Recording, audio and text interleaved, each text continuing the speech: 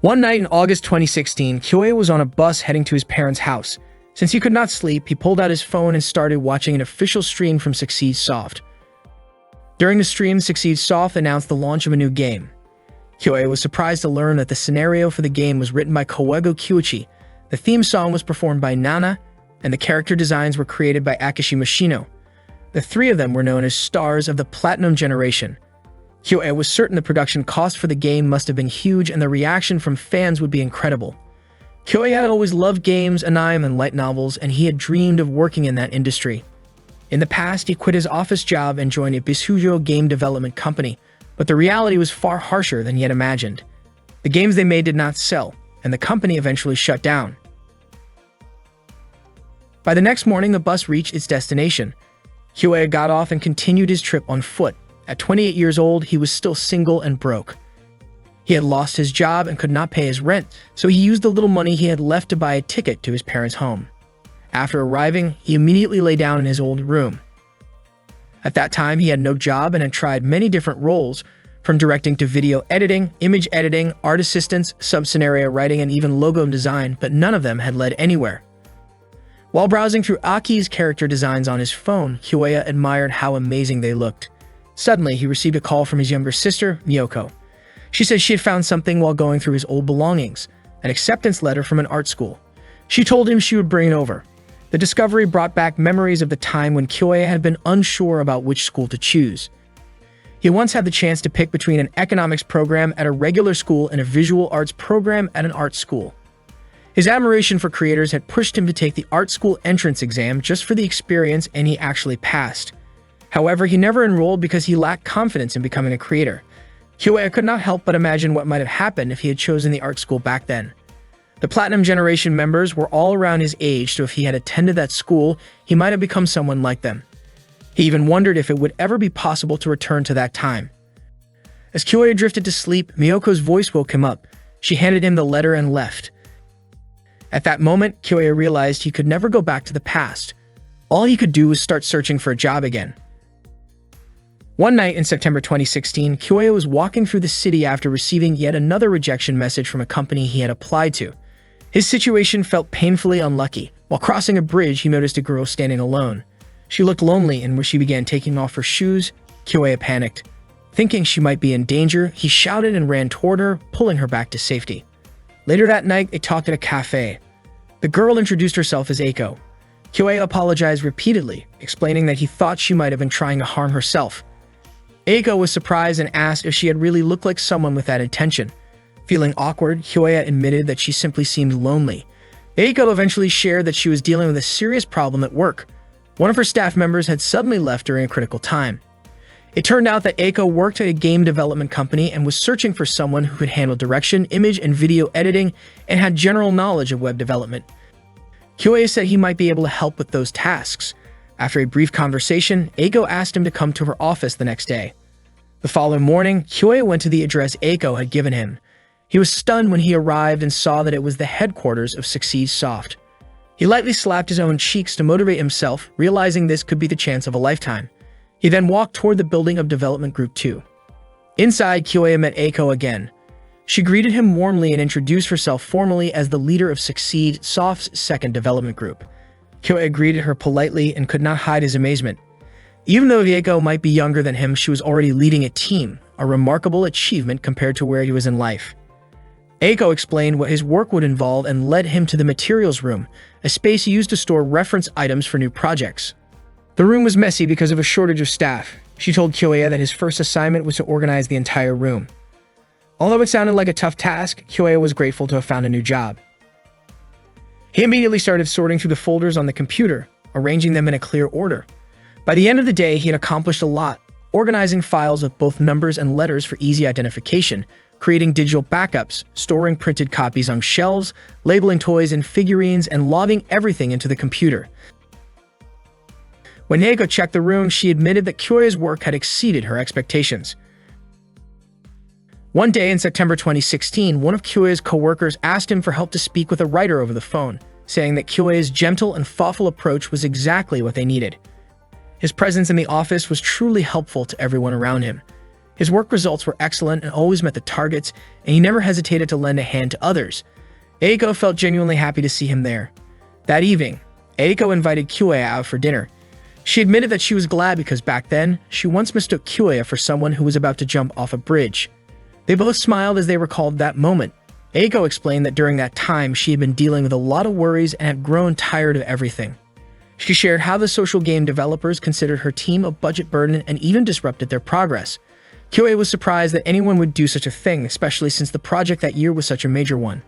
According to Eiko, some people simply didn't want to celebrate, and to those who didn't care, an anniversary might have felt like a pointless event.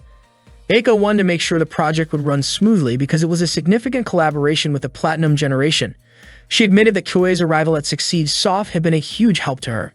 Kyoya told her that the project was very special to him as well. When Eiko noticed the wallpaper on Kyoya's phone, she immediately understood how much he admired the art of Akishima Sino. Eiko expressed her hope that Kyoya could become a permanent employee. According to his contract, after 6 months of work, he would be eligible for a full-time position. She also believed that Kyoya must be eager to meet the members of the Platinum Generation someday. One day in November 2016, while Kyoya was working, he overheard his co-workers talking about a delayed script.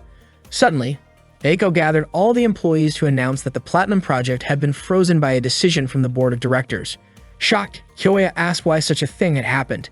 Eiko apologized, saying there was little she could do. The staff members were deeply disappointed. All their hard work seemed to have been in vain, and many of them felt uncertain about the future of their team.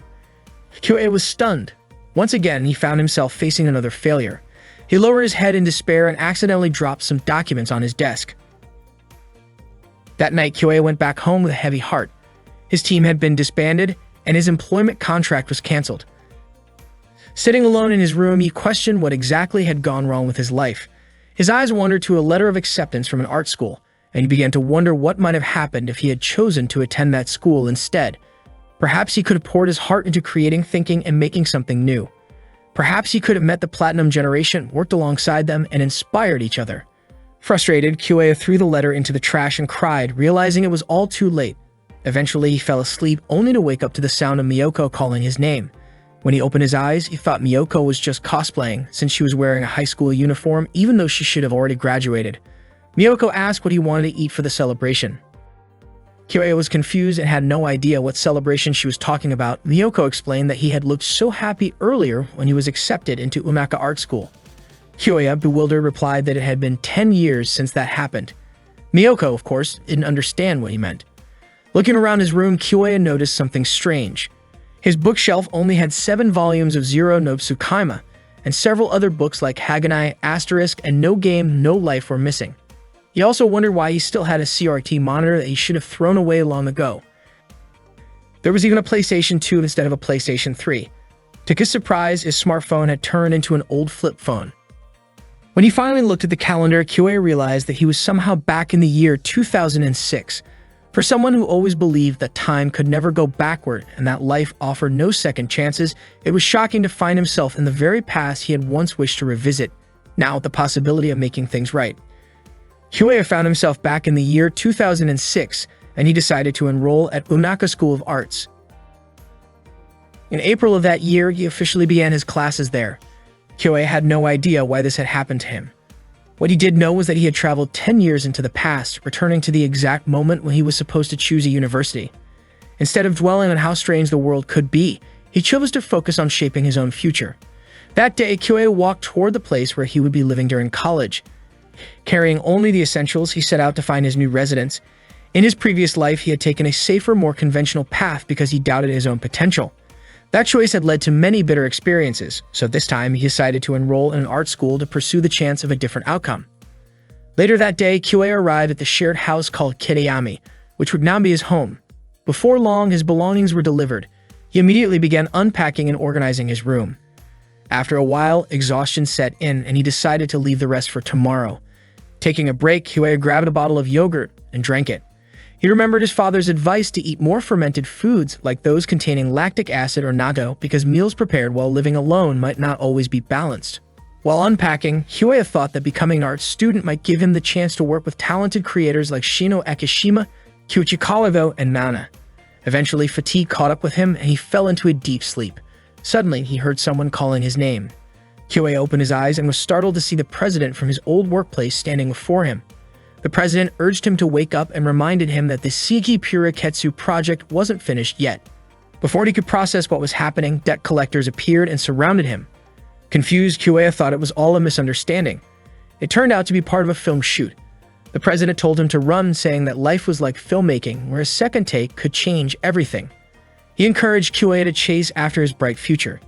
In this second take, Kyoei sprinted toward the light, determined not to let his life end without trying again. Kyoei then woke up once more. As he opened his eyes, he saw a girl sleeping beside him. The scene felt oddly similar to a visual novel he had once worked on. At first, he thought he was still dreaming, but shock quickly set in, and he sat up abruptly. The girl slowly woke up too, rubbing her eyes. Kyoei stared at the cute stranger as she moved closer, surprising him. She was simply thirsty and reached for his yogurt without hesitation, enjoying it with delight. Curious, Kyoei asked who she was. The girl began to introduce herself, but before she could finish, she accidentally slipped and fell onto him. The noise startled the other residents of the house, and they rushed to check the source of the commotion. When they opened Kyoei's door, they were stunned to see the position the two were in. Kyoei quickly tried to explain the situation. The girl clarified that her futon hadn't arrived yet, so she ended up sleeping in Kyoei's room for the night.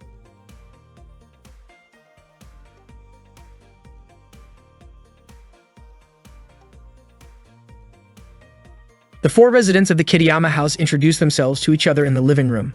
Kogure Nanako was the first to speak, sharing that she came from Shiga Prefecture. Kyoei guessed that Nanako was probably popular and had a slightly flashy gyro vibe. The guy sitting next to Nanako joked about whether Kogure sounded like the name of a crime family. Feeling offended, Nanako immediately punched him lightly in protest. The guy then introduced himself as Rokuanji Tsurayuki, and Nanako commented that the surname Tsurayuki sounded pretty cool. After that, Kyoei introduced himself. Nanako then asked Kyoei to explain what had happened since yesterday.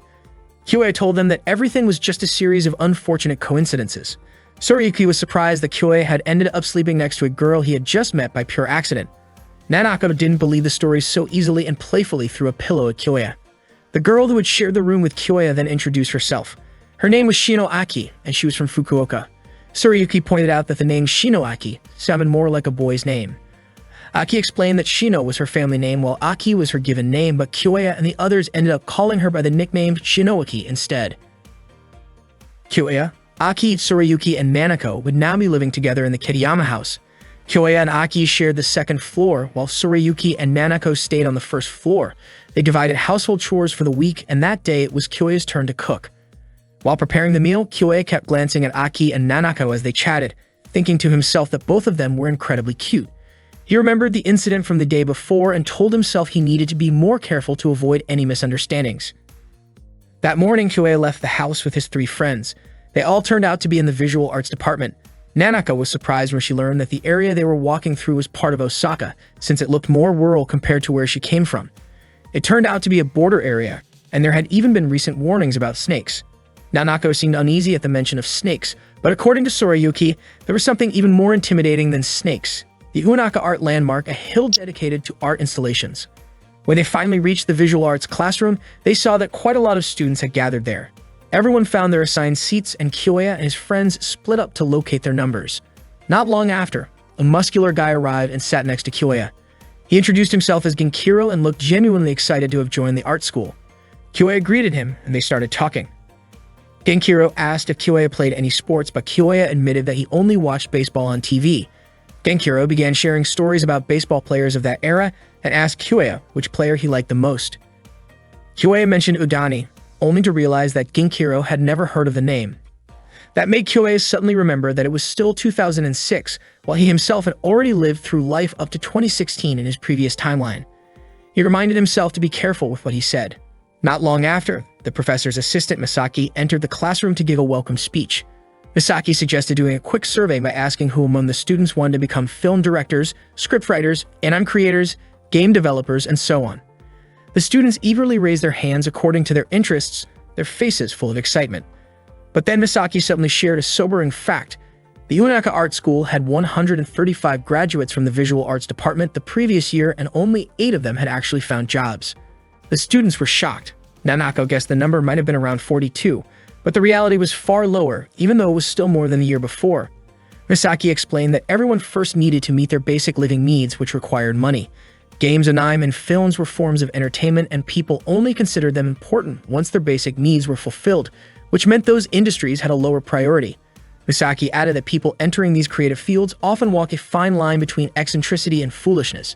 However, if that foolishness could reach a level so extreme that no one else could replicate it, it could become something valuable. And that was exactly what Misaki hoped to see from them. If they were going to be bold, they had to take it to a level that others couldn't reach. After class ended, Kyoei reflected on what Misaki had said. It seemed that their chosen path would not be easy. He realized that the film, anime, and game industries were narrow fields where only a few names could truly rise to fame. Even those known as the Platinum Generation did not all end up shining brightly.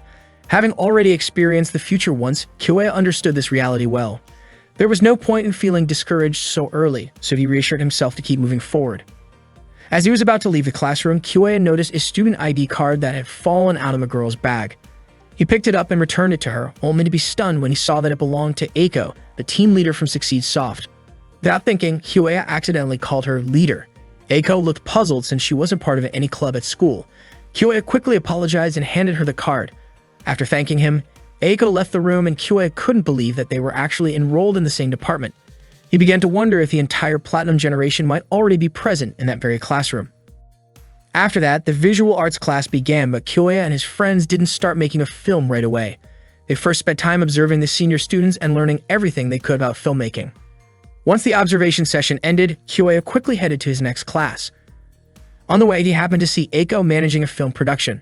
Kyoei wasn't surprised at all to see her in the spotlight, and he silently admired her skills. Later, while attending a screenwriting theory class, Kyoei began to worry about whether he could ever reach the level of the so-called Platinum Generation. During a lecture, Soriyuki fell asleep, clearly exhausted from working late the night before. Kyoei tried to wake him, but it was obvious that Soriyuki was still tired. Meanwhile, Nanako and Aki looked relaxed, almost unmotivated, which oddly enough gave Kyoei a sense of relief. He thought that if everyone around him were as intense and driven as Eiko, he might feel overwhelmed in class. At that moment, the professor explained that there are 10 key elements to consider when writing a script. However, he only listed 8 of them and then asked the students to identify the remaining 2. Eriko eagerly raised her hand and answered that one of the missing elements was complication, which refers to unexpected developments in the story that often lead to setbacks for the protagonist. She explained that a perfect main character wouldn't be interesting without flaws, and by introducing complications, a story naturally creates more drama. The professor praised her response and asked her to provide the final element. Instead of answering again, Eiko playfully called on Soriyuki, who was still half asleep, to give the last one. The professor chuckled, calling Eiko both clever and a little mischievous.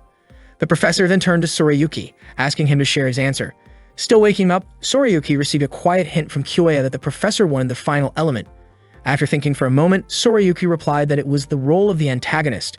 He explained that the enemy of the protagonist could be a person or an organization, and among the 10 elements, this one is especially important for maintaining tension until the story reaches its climax. The professor praised his answer and remarked that Soriyuki's insight was impressively complex. Soriyuki thanked him, while his classmates were surprised that he had come up with such a sharp response. Seeing this, Kyoei realized he couldn't afford to relax as much as he had previously thought. During the lunch break, Kyoei sat with Soriyuki, Nanako, and Aki in the cafeteria, chatting about the class.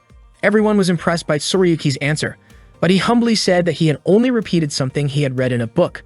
Nanako admitted she didn't expect the usually intimidating professor to praise him. Soriyuki joked that the professor was probably just being kind to the new students. He then invited Nanako to join him for the third period visual arts theory class, and the two of them left together. After they were gone, Aki commented that Soriyuki was amazing, while she herself didn't feel confident in any particular specialty, which made it harder for her to keep up. Kyoei admitted he felt the same way. He had once believed that the extra 10 years of life experience he carried with him would give him an advantage, especially since he had some exposure to the entertainment industry, but he was starting to realize that his basic knowledge was still lacking. His shallow experience alone wasn't enough to match real talent or deep understanding. While thinking about this, Kyoei suddenly noticed Aki looking at him. Surprised, he almost spilled his drink. Aki asked why he seemed so worried. Kyoei quickly said it was nothing serious, which made Aki feel relieved. Curious, Kyoei asked why Aki chose to attend an art school. He mentioned that he had seen her completely focused during a photography class and wondered if she might want to become a camera operator. Just then, Genkiro suddenly appeared and startled Kyoei. Surprised, Kyoei asked why Genkiro was wearing such an unusual outfit. Genkiro explained that it was the uniform of his club, an Ninjutsu study club. Apparently, only Umaka University in Japan had such a club.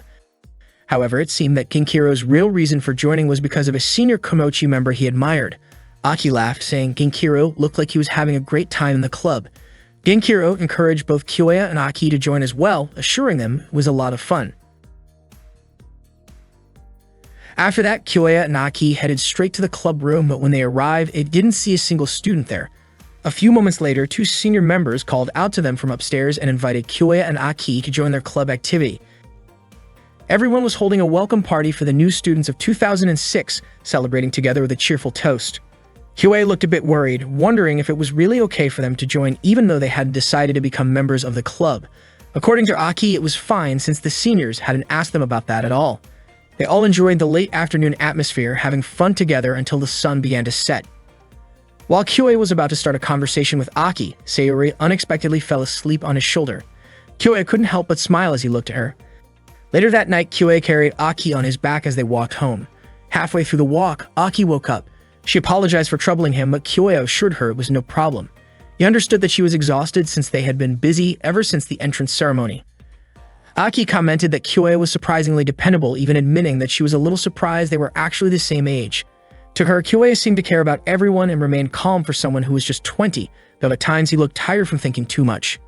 Aki mentioned that during lunch earlier, Kyoya appeared very worried, but he still insisted that he wasn't seriously overthinking anything. Aki playfully pinched Kyoya's cheek and encouraged him to tell the truth so he could feel better. Kyoya finally admitted that when he saw Tsurayuki confidently answering questions in class, he felt like he couldn't do anything. It wasn't just Tsurayuki. Everyone around him seemed to have their own special strengths. His concern came from feeling as if he had no unique talent at all. Aki, however, didn't see it that way. She told him she actually thought he could do many things. Kyoya could cook for himself, do laundry, and take out the trash properly. He was even good at making plans and sticking to them. Aki confessed that she couldn't do any of those things and felt envious of people who could. She believes Tsurayuki probably felt the same way too, and she was sure there were things about Kyoya that others would envy. According to Aki, people who feel like they can't do anything often work hard to find something they can do. She was certain that the people Kyoya thought were amazing probably had their own worries as well. Aki gently patted Kyoya's head, and he thanked her for listening to his thoughts. Aki then admitted that she also needed to keep working hard. Hearing this made Kyoya think more seriously about what he himself could accomplish. When they finally arrived home, they noticed that Nanako and Tsurayuki weren't there, most likely because they were still working. Aki headed straight to her room to sleep, while Kyoya, feeling very tired, wanted to go to bed as well. He suddenly remembered that he forgot to return Aki's bag, so he went to her room to give it back. When he entered, he was surprised to see Aki working on a character design sketch. That was when Kyoya realized that Aki was actually Akishima Shino, someone who would later become part of the future Platinum generation. He recalled Aki's earlier words about how people who feel like they can't do anything will try hard to find what they can do, and he understood that this was exactly what Aki was doing. At that moment, Kyoya thought deeply about how he needed to discover something he truly wanted to do and something he could pursue with his own effort.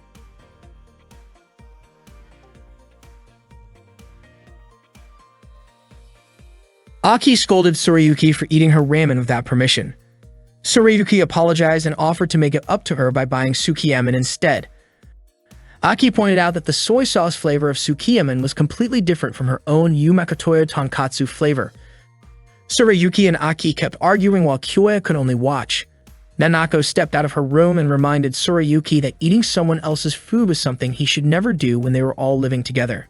Nanako was surprised when the three of them suddenly went silent and stared at her. Kyoya then pointed out something about her clothes. When Nanako looked down at herself, she was shocked to realize she was not wearing a top. Her face turned bright red and she quickly covered herself before hurrying back to her room. She had not noticed that she was in the middle of changing clothes. Kyoya felt a sharp pain from the reflexive smack Nanako gave him in her panic. Up to that point, Kyoya still could not understand why he had returned to the world of 10 years ago, with all of his memories intact, something that could only be described as a time leap. His second chance at college life was already filled with late-night ramen and nervous stomach aches. Along with his housemates, Kyoya was determined to create a real project, even though he had no idea what awaited them on their journey. The next day, Misaki taught a class that Kyoya attended. She explained the 4 key elements of making a film and asked the students to form groups of 4 so that each person could handle one part of the project. Their assignment was to create a short film lasting 3 minutes, which would then be screened for the class. Nanako was surprised that it meant everyone would watch their work, while Aki was excited and wanted them to make something impressive. The theme of the project was time.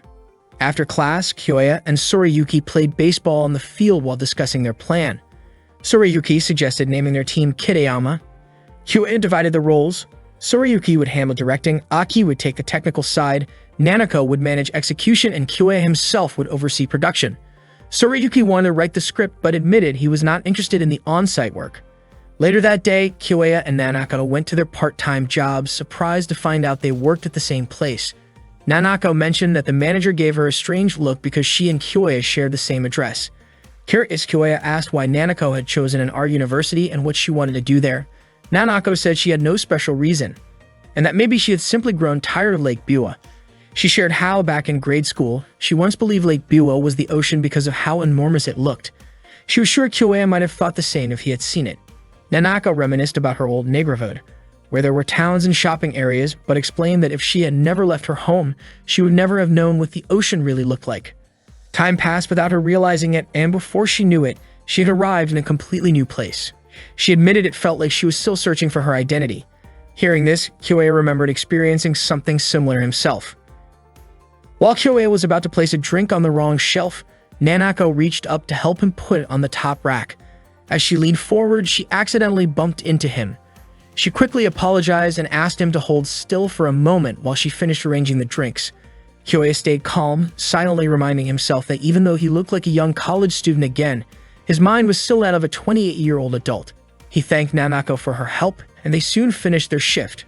The next day, Kyoya met with Misaki to submit the names and roles of his team members, though he admitted that he still had no idea what their project would be about.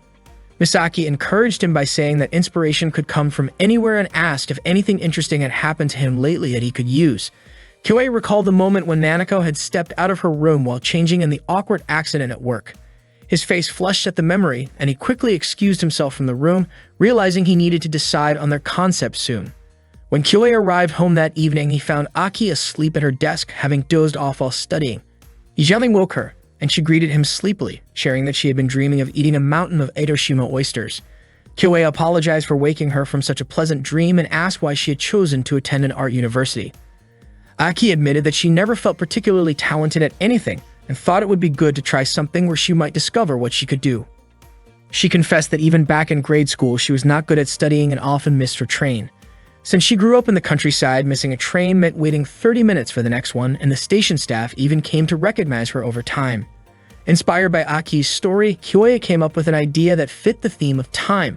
That night, he gathered his team and shared his plan to make a short film about a train station.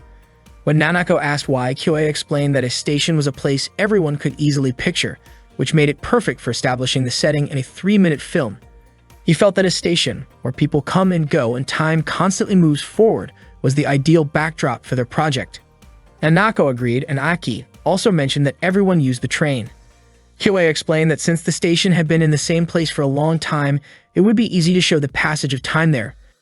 He thought it could be used to tell the story of a woman's life within 3 minutes, and it might look interesting if the events were aligned to happen in a single day. Nanako liked the idea because she thought it was really good, and Aki was excited to see how it would turn out. However, Sorayuki asked for 30 minutes to think about it first. Sorayuki went to his room, leaving Aki confused about what was bothering him. After a while, Sorayuki came out carrying a plot outline based on Kyoya's earlier explanation. Kyoya looked happy after reading it.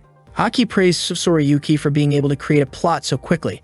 Everyone agreed with the idea, and Kyoya asked Sorayuki to write the full script. But suddenly, Sorayuki called Kyoya aside to talk. Sorayuki handed Kyoya a small piece of paper containing notes of his own idea. Kyoya was shocked when he read it because it was exactly the same as the idea he had just shared. Kyoya insisted that he had never seen those notes before. Sorayuki explained that he had locked the notes in a box, so there was no way Kyoya could have read them. He wondered if Kyoya had somehow read his mind, which made him feel like his idea had been stolen. That was why he had rushed to write the plot. Sorayuki admitted that it was scary how similar their thoughts were. Kyoya then realized how the idea had come to him. It turned out it was inspired by short stories he had read in the future, stories about a woman's life portrayed with a train station as the setting. His memory of those stories had sparked the same impression, and in a way, it was as if he had borrowed Sorayuki's idea from the future. Sorayuki asked if it was just a coincidence or something more, but Kyoya could only stay silent. Sorayuki smiled and said it was impossible anyway, then apologized, thinking it must have been pure coincidence. Sorayuki was pleased because the station setting worked well for character behavior and events, something anyone studying scriptwriting would naturally notice. Yet it seemed no one at the university had realized it, so he had planned to create a simple project and focus on his own studies. However, working with Kyoya made it possible to create something much better. Kyoya felt excited at the thought of surprising their professors with the project they were about to make. The next day, Kyoya and his friends began working on the project. Sorayuki was in charge of the script, Aki handled the design, and Nanako provided the voice acting. They kept discussing the project everywhere they went. One day at a cafe, Kyoya asked Sorayuki to shorten the script because if they followed the current version, the film would exceed the 3-minute limit. He requested a rewrite, but Sorayuki hesitated. He explained that the script was already the result of careful thought and represented his best version, so it wouldn't be easy to shorten it. Instead, Sorayuki suggested that Aki adjust the storyboard to fit the limited time, and Aki agreed to try. He also asked Nanako to speed up her lines to help reduce the runtime, but Nanako was unsure if she could do that without testing it first. Sorayuki said they wouldn't know unless they tried. Kyoya began to worry because their project had a strict time limit. No matter how good the film turned out, if it went over the limit, they would fail. He wondered if this reason was enough to convince Sorayuki. Finally, Kyoya explained that if their project didn't follow the rules, they wouldn't receive a grade. Disappointed, Sorayuki reluctantly agreed to shorten the script. Before leaving, he asked if this was Kyoya's way of keeping their promise to create something truly great. Kyoya felt terrible after hearing that. Later, Kyoya walked around the school with Aki and Nanako. Nanako commented that Sorayuki was extremely perfectionistic and Aki told Kyoya not to worry too much about it. Suddenly, Nanako accidentally stepped on someone. It turned out to be one of their seniors, who asked them to escort him to the club room because he couldn't move due to hunger. When they arrived at the room, the door was suddenly closed by someone and a few people jumped out to surprise them. The seniors were overjoyed because their club president had successfully brought in new students, which meant they could avoid budget cuts for the 3rd year in a row. They apologized for tricking Kyoya and the others and begged Kyoya to join their club. Kyoya said he didn't have time to participate, but Aki showed interest and Nanako agreed to try if it was only a trial period. Kyoya was shocked by their responses. Hearing this, the seniors cheered in excitement. The club president then introduced himself as Takashi, a 5th-year student majoring in photography. He handed Kyoya a brochure about the club. After returning home, Kyoya still didn't have the courage to face Sorayuki in his room. Instead, he went to the station to observe the location for the film he planned to create. There, he unexpectedly met Eiko. Eiko was surprised to find out that Kyoya's team was also planning to shoot a film at the station, just like her team. She was confident that her team wouldn't lose to Kyoya's, even though she didn't know what kind of film he was making. Eiko openly admitted that her team aimed to achieve the highest score. Not wanting to be underestimated, Eiko asked about his film's concept, the key elements, and how his team planned to use their 3-minute time limit. Since Kyoya was part of the production team, she felt he should be able to explain those details. Eiko reminded him not to take filmmaking lightly. After that conversation, Kyoya went to meet Misaki to submit the application form for his team's film project. Misaki immediately stamped the form and mentioned that she understood the kind of worries the production side usually faced. She had even heard about the arguments within Kyoya's team. Misaki then showed him a script from a previous project that had gained a lot of attention and even seemed like it could win awards. However, despite the initial excitement, the film's reputation ended up being poor. The director and cast apparently acted without proper coordination. The runtime was too long and the pacing was ruined, wasting the strength of the story. Misaki explained that a script is not a finished product, and when a project is still at the script stage, it doesn't mean it's doomed to fail. The real danger comes when the production side gives up. That's when a project truly collapses. Just like Eiko had said earlier, Kyoya needed to take the process of filmmaking seriously. Misaki also reminded him that everyone involved in creating a film is a creator, so there's no hierarchy of importance. Kyoya thanked Misaki and headed home. On the way, he realized that time might feel limitless, but nothing would ever change unless he took action. He immediately went to see Sorayuki and apologized, asking if they could talk things over once more. Sorayuki told him to do as he wished since the issue was already in the past. But Kyoya insisted that nothing had truly started yet. He agreed with Sorayuki's earlier words that they were only about to begin filming and editing, and he wanted to discuss everything again. Concerns about the runtime could be dealt with later. Hearing this, Sorayuki smiled and regained his motivation. Aki and Nanako felt relieved to see the two of them reconcile. The next day, the four of them went to the station to start shooting their video. However, something unexpected happened. The camera that Tsurayuki had borrowed turned out not to be a video camera. Tsurayuki was shocked to realize this mistake. Someone suggested finding another camera, but Kyoya rejected the idea because it would take too much time. Tsurayuki felt guilty, and Aki pointed out that there seemed to be no other option. Hearing that phrase, Kyoya was struck by how often he had said something similar in the past. Words he had regretted for the last 10 years of his life. But now he had a second chance. He realized he had a choice. Either keep making excuses and achieve nothing, or keep moving forward for the next 10 years. Kyoya declared that they were not out of options.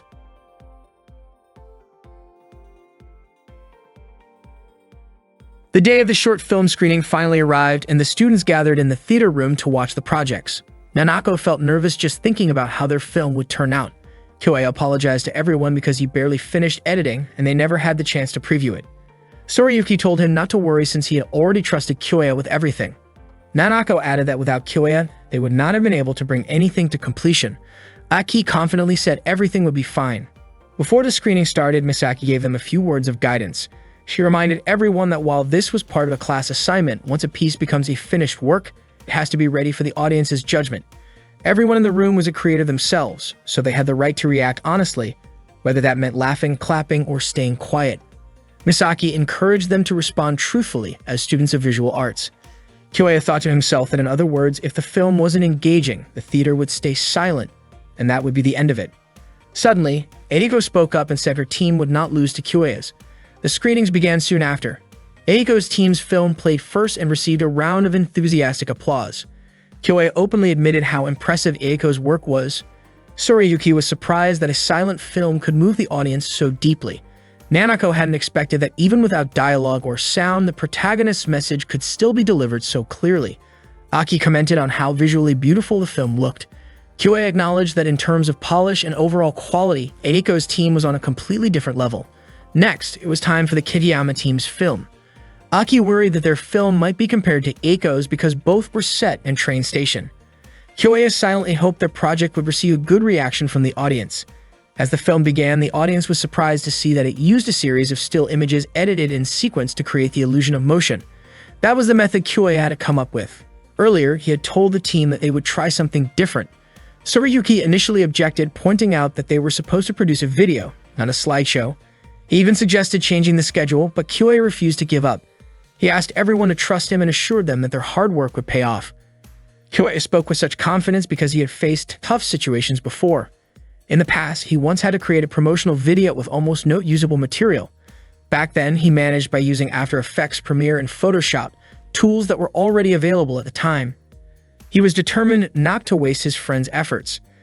Kyoya then contacted Takashi to let him know he was interested in joining the photography club and asked Takashi to teach him how to take good photos.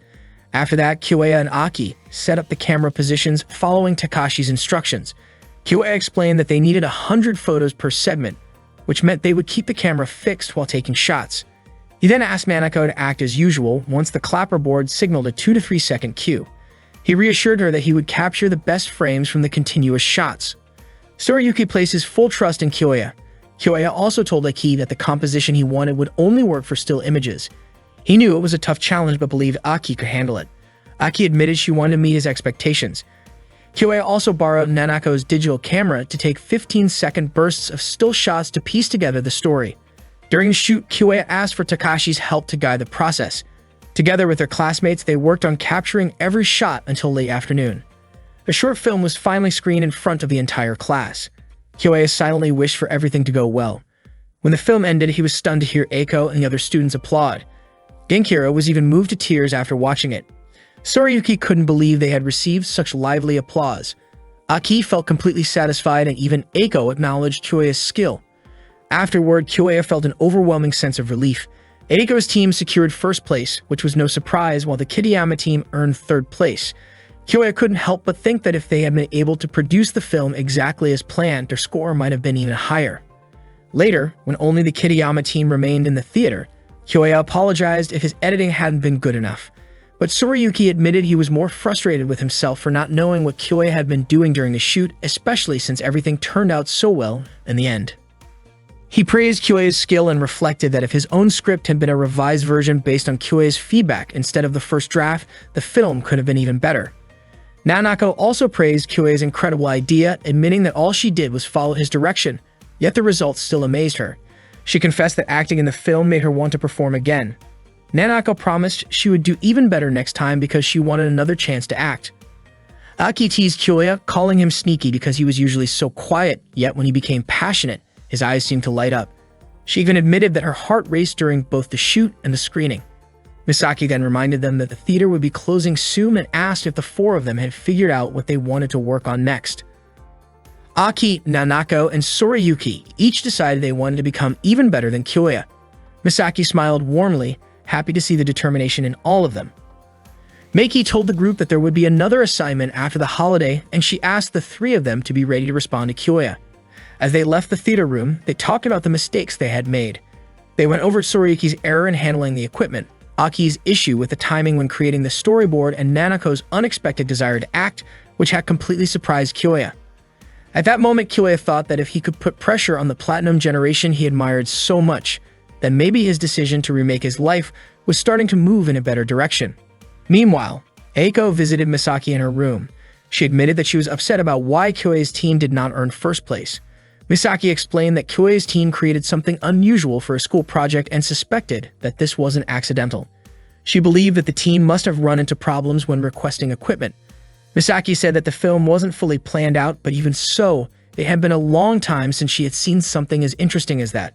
If Kyue's team had actually made that recording as a way to overcome obstacles, then Kyue's problem-solving ability was far from ordinary. Eiko agreed with her. Misaki then revealed her plan for the next semester's assignment, saying that she wanted Eiko to work together with Kyue's team.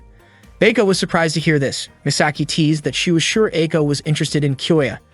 Eiko quickly clarified that she was only fascinated by Kyue's talent as a producer. Misaki smiled and said that was exactly what she meant. Eiko's face turned red with embarrassment, and feeling annoyed, she quickly left Misaki's room. It turned out that Misaki and Eiko were sisters. Misaki couldn't help but think to herself that her little sister was indeed adorable. Later that day, Nanako and Kyue finished their part-time work. Nanako apologized for asking Kyue to take the shift that day, then invited him to go to a karaoke place. It had been a long time since Kyue had gone to karaoke. Nanako admitted that she really enjoyed karaoke, or more accurately, she loved music and singing. The moment Kyue heard Nanako sing, his heart felt move even though her voice was honestly pretty off-key. After finishing her song, Nanako confessed that she knew she wasn't a good singer. She shared that her grandmother used to play traditional minyo music at home and had taught her since she was a child, but she never played it well because she couldn't correct her pitch problems. Nanako explained that when she sang alone, she never knew what to improve, which was why she wanted to sing karaoke with Kyue. Kyue agreed, and Nanako was overjoyed that he accepted. After leaving the karaoke place, they walked home together. Nanako admitted that singing in front of Kyue felt surprisingly easy and made her really happy. Suddenly, Kyue suggested that Nanako should upload her singing online after practicing and gaining more confidence.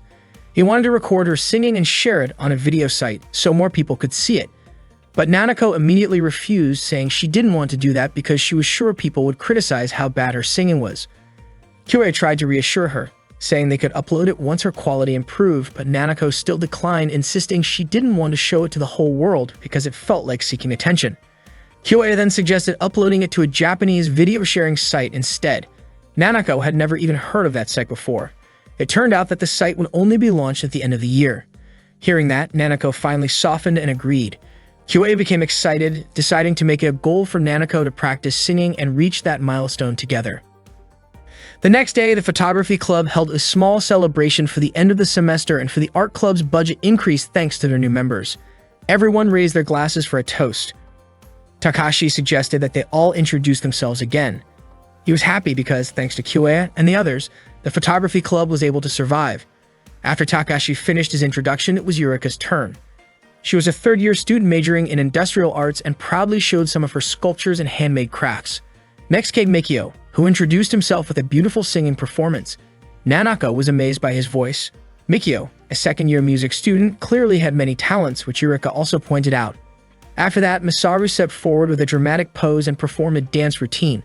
He was a third-year student in the theater arts program and presented a lively bacchanale-style dance while playfully sipping on a drink. At one point, he suddenly sprayed the soda he was drinking into the air, which made everyone laugh. Takashi jokingly called it the Vesuvius eruption.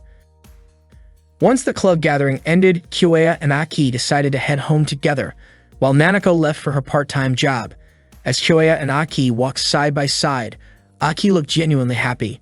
She shared how much she enjoyed spending time with Takashi and the others. Kyoya agreed, saying that the group might seem eccentric, but they were also incredibly talented. Out of nowhere, Aki brought up something more personal. She admitted that she knew Kyoya had once seen her drawing in her room. She explained that she usually kept that a secret, but that day she had forgotten to lock her door. Kyoya immediately apologized, saying he shouldn't have looked, but Aki reassured him that it was fine. She then confessed that she often felt like she couldn't do anything as well as the others. She struggled with everyday tasks, wasn't great at schoolwork, and wasn't athletic either. The only thing she truly loved was drawing. Unfortunately, it never seemed to lead anywhere. Aki shared that even though she had won some awards, she believed that wasn't enough to make a living.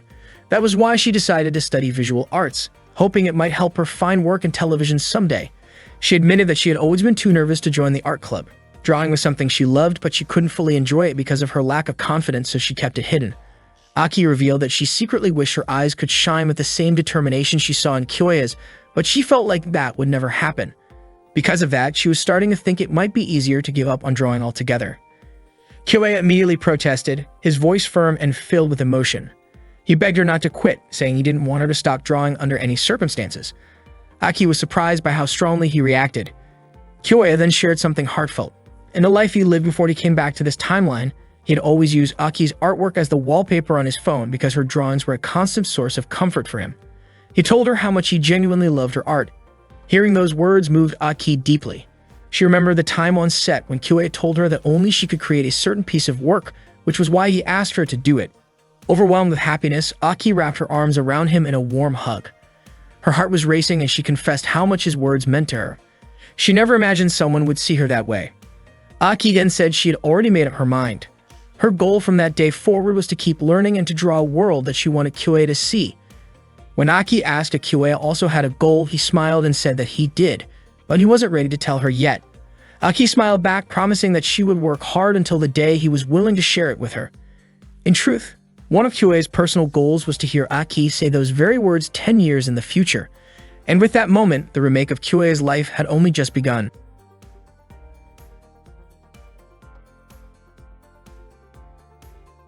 Entering the second semester, the visual arts students received another project. Kyoya's team had already started working on theirs. The script, storyboard, and location scouting were all progressing smoothly. That day, the team planned to begin filming. Their chosen location was the beach, but a heated discussion broke out between Eiko and Sorayuki. Kyoya and Genkiro could only stand by and watch the two of them argue. Kyoya grew restless because the recording had a strict time limit. He went over to wake Aki, who had fallen asleep. As soon as she heard Kyoya calling her, Aki opened her eyes and stretched her arms. Kyoya quickly turned his gaze away, his face turning red as he tried to stay focused and asked her to get ready. His cheeks flushed again when he glanced at Nanako, who looked striking in her swimsuit. Kyoya asked if Nanako had memorized her lines, and she confidently replied that she had, saying she really wanted to become an actress. Surprised by Kyoya's nervous behavior, Nanako tilted her head in curiosity, while Kyoya hurried off to check on Sorayuki and Eiko. He asked if their argument was finally over, only to learn that they were still debating how to cut a particular line of dialogue.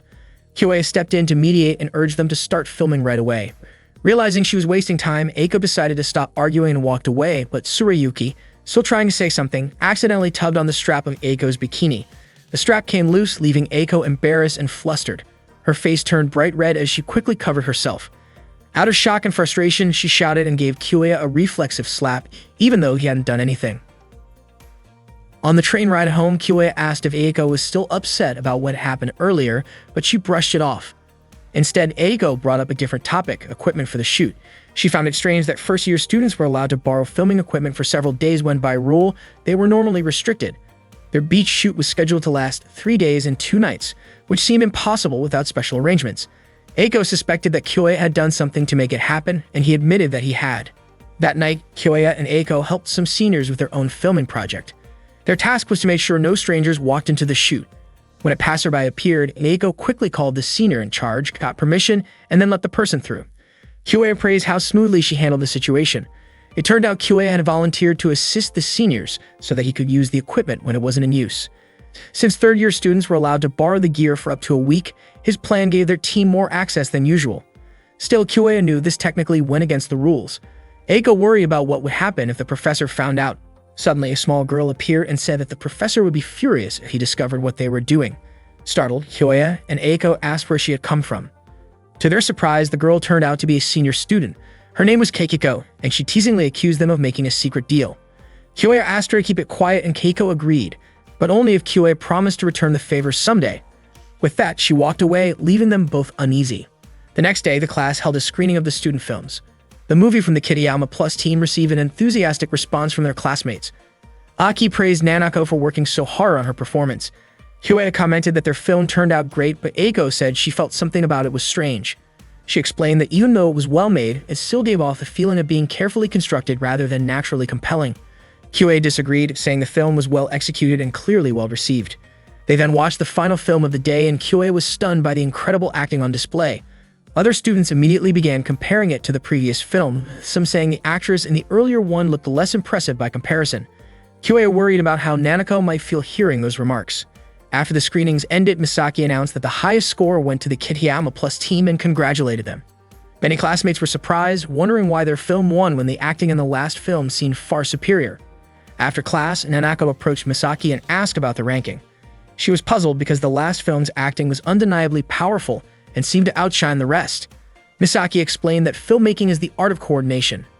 Even if one performer delivers an outstanding performance, it doesn't automatically improve other aspects of the project. She went on to say that the true strength of a film comes from a combination of factors: technical acting skills, experience, visual presentation, sound quality, and many other elements. But beyond all of that, there was one simple reason the winning film had such a strong impact. It was made with genuine seriousness and teamwork.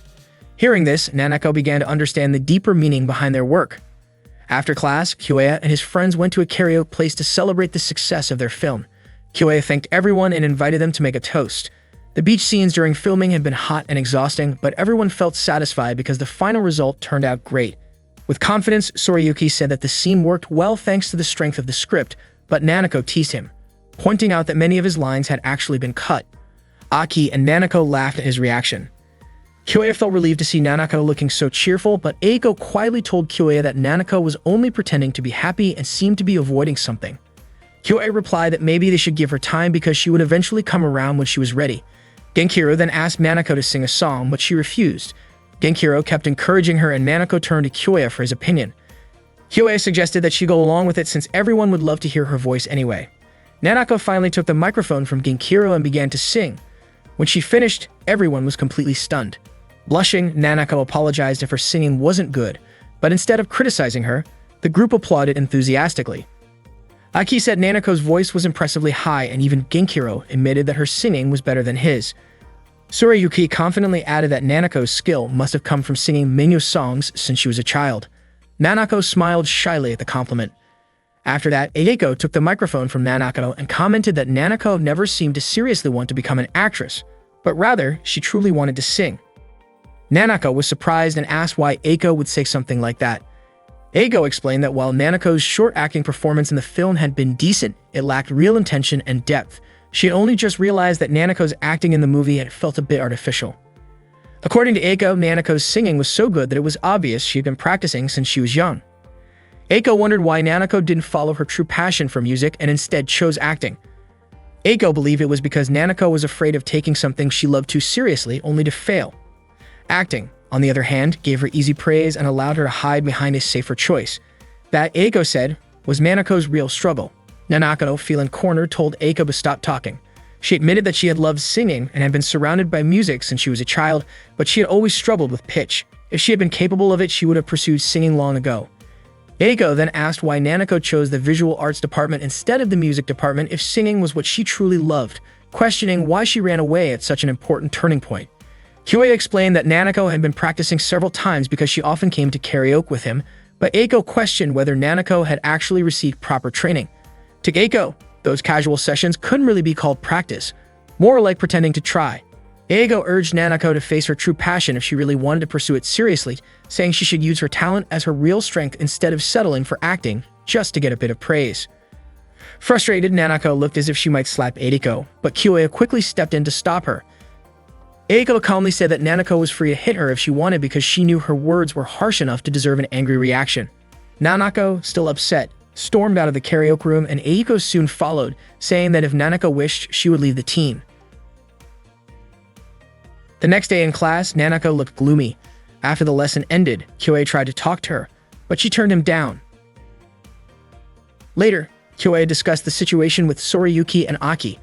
Soriyuki admitted he didn't expect Eiko to be so blunt, but Aki revealed that she also hoped Nanako would choose singing because it was what Nanako truly cared about. That was why Eiko's words had hit her so hard. Soriyuki said Nanako would eventually have to face the truth herself rather than regret it later. She needed to make a decision, give it a try, and if it didn't work out, it would be better to stop than to keep running away. After sharing his thoughts, Soriyuki left for work, clearly exhausted from back-to-back shifts. Later that day, Eiko met Kyoei at a cafe. Kyoei refused to let her quit the team. Eiko admitted she felt bad for Nanako and didn't want to cause Kyoei more trouble, but Kyoei insisted that what Eiko said was something Nanako needed to hear. He told Eiko not to worry about Nanako still being down. Eiko then confessed that she actually felt jealous of Nanako, who had a natural talent that shone brightly and had been honing it since childhood. What made Eiko angry was that Nanako acted as if she didn't care, even though she clearly possessed a gift. Eiko described Nanako's voice as expressive and captivating, capable of mesmerizing anyone. On top of that, Nanako was beautiful and charismatic, someone who truly looked like a star. Kyoei reassured Eiko that Nanako would not give up and that she was stronger than she seemed. At school, Kyoei later spotted Mikio and Masaru preparing for the upcoming school festival concert, since the three of them were part of the organizing committee. Curious, Kyoei asked Takashi about the event. Takashi happily explained that ever since the school was founded 40 years ago, all students had taken part in a huge 3-day annual celebration that attracted tens of thousands of visitors. Naturally, the art club also participated. Takashi was surprised that Kyoei didn't know about such an important tradition. While Takashi spoke with a bit of pride, Kyoei playfully gave him a light tap in response to his smugness. Yurika then revealed that their club usually borrowed a classroom to host an art exhibition, but this year, Takashi had secretly submitted a wild idea for the festival. It turned out that he proposed a maid cafe because he had always dreamed of seeing cute girls wearing maid outfits, taking pictures, and chatting with guests.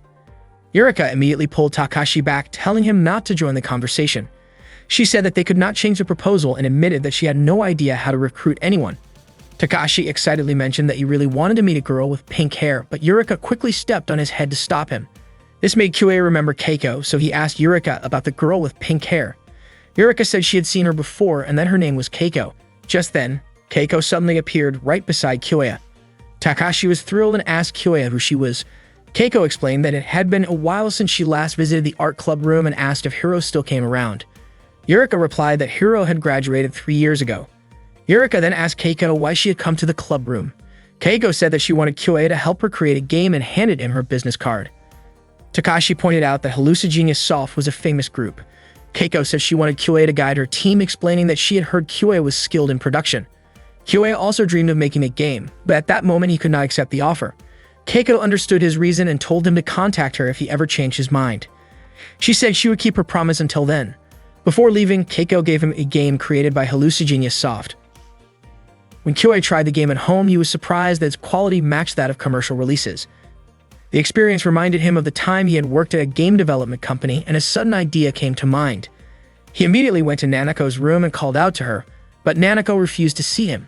Kyoei kept asking while Nanako felt broken inside and did not want to talk to anyone. Kyoei told her that he had found something very important to him, and he would not give up until he shared it. He played a song that featured Nanako's own singing, with only a slight adjustment to the pitch. Kyoei explained that Nanako's voice had incredible potential. Moved by his words, Nanako opened her door and began to cry. She thanked Kyoei, admitting that she had never liked her own singing because her pitch was always off and it never sounded the way she wanted. That was why she had thought about using her voice for acting instead, but she now realized that it was not the right path. She finally understood what Eiko and Misaki had told her. Nanako admitted that she could not surpass someone who was serious about singing, and she realized that her acting could not truly touch people's hearts. Nanako then said that she wanted to learn and practice singing seriously, with the goal of performing many songs that could move others. Kyoei assured her that she could definitely achieve that. He held Nanako's hand and shared his idea. Nanako's face turned red as she said that she trusted Kyoei and asked him to help her with her singing. Kyoei told her that she was the one who needed to put in the effort and promised to do everything he could to support her. Nanako smiled and promised that she would definitely take action and do her best.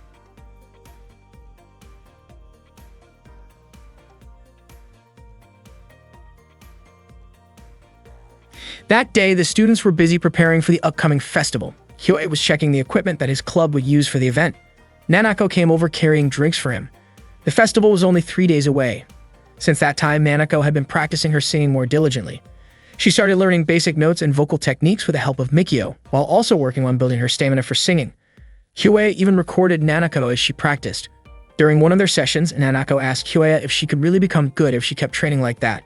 She says she enjoyed the practice and could feel her progress, but she's still worried about what awaited her after all the effort and whether she should keep going. Kyoe told her to just keep doing it because it would be a waste to stop now. He admitted that he was moved just by hearing Nanako's determination. Nanako then asked why Kyoe was working so hard to support her. Kyoe explained that it was because he had heard her singing and felt something incredible. He wanted to help her whenever she felt uncertain about her purpose, and he promised to keep thinking of ways to support her until she was satisfied. Nanako suddenly hugged Kyoe and said she was grateful to finally have a friend who would go that far for her. Realizing what she had done, Nanako quickly apologized for hugging him and asked him not to misunderstand. She said she truly felt thankful because she already felt better than before.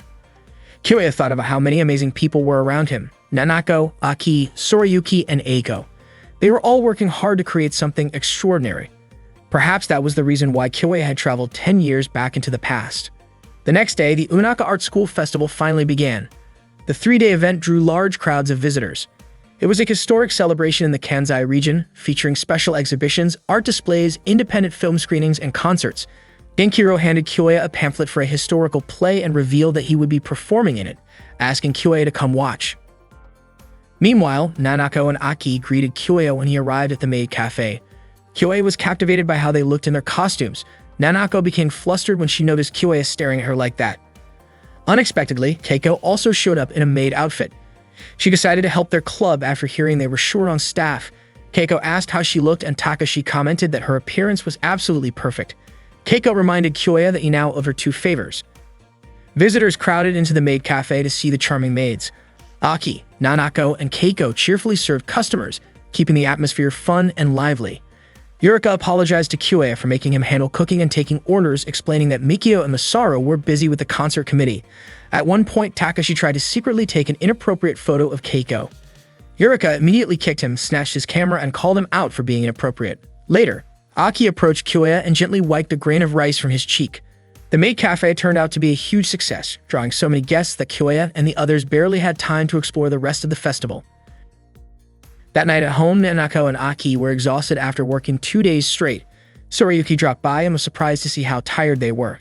He asked if working at the maid cafe was really that exhausting. Kyoe explained that the place had been so packed with visitors that they barely had time to rest. Nanako joked that it felt more like overtime work than a festival.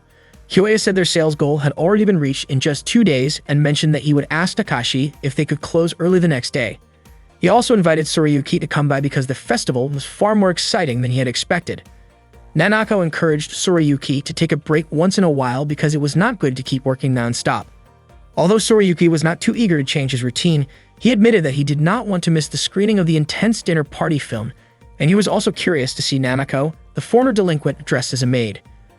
Annoyed by the teasing, Nanako playfully punched Sorayuki for making fun of her past. Hearing the commotion, Aki woke up and she and Kyoe could only smile at the friendly argument between Sorayuki and Nanako. The next day, Eiko visited the maid cafe stand. Kyoe noticed her and immediately greeted her, surprised that she had come to the festival. He suspected she was there for a reason.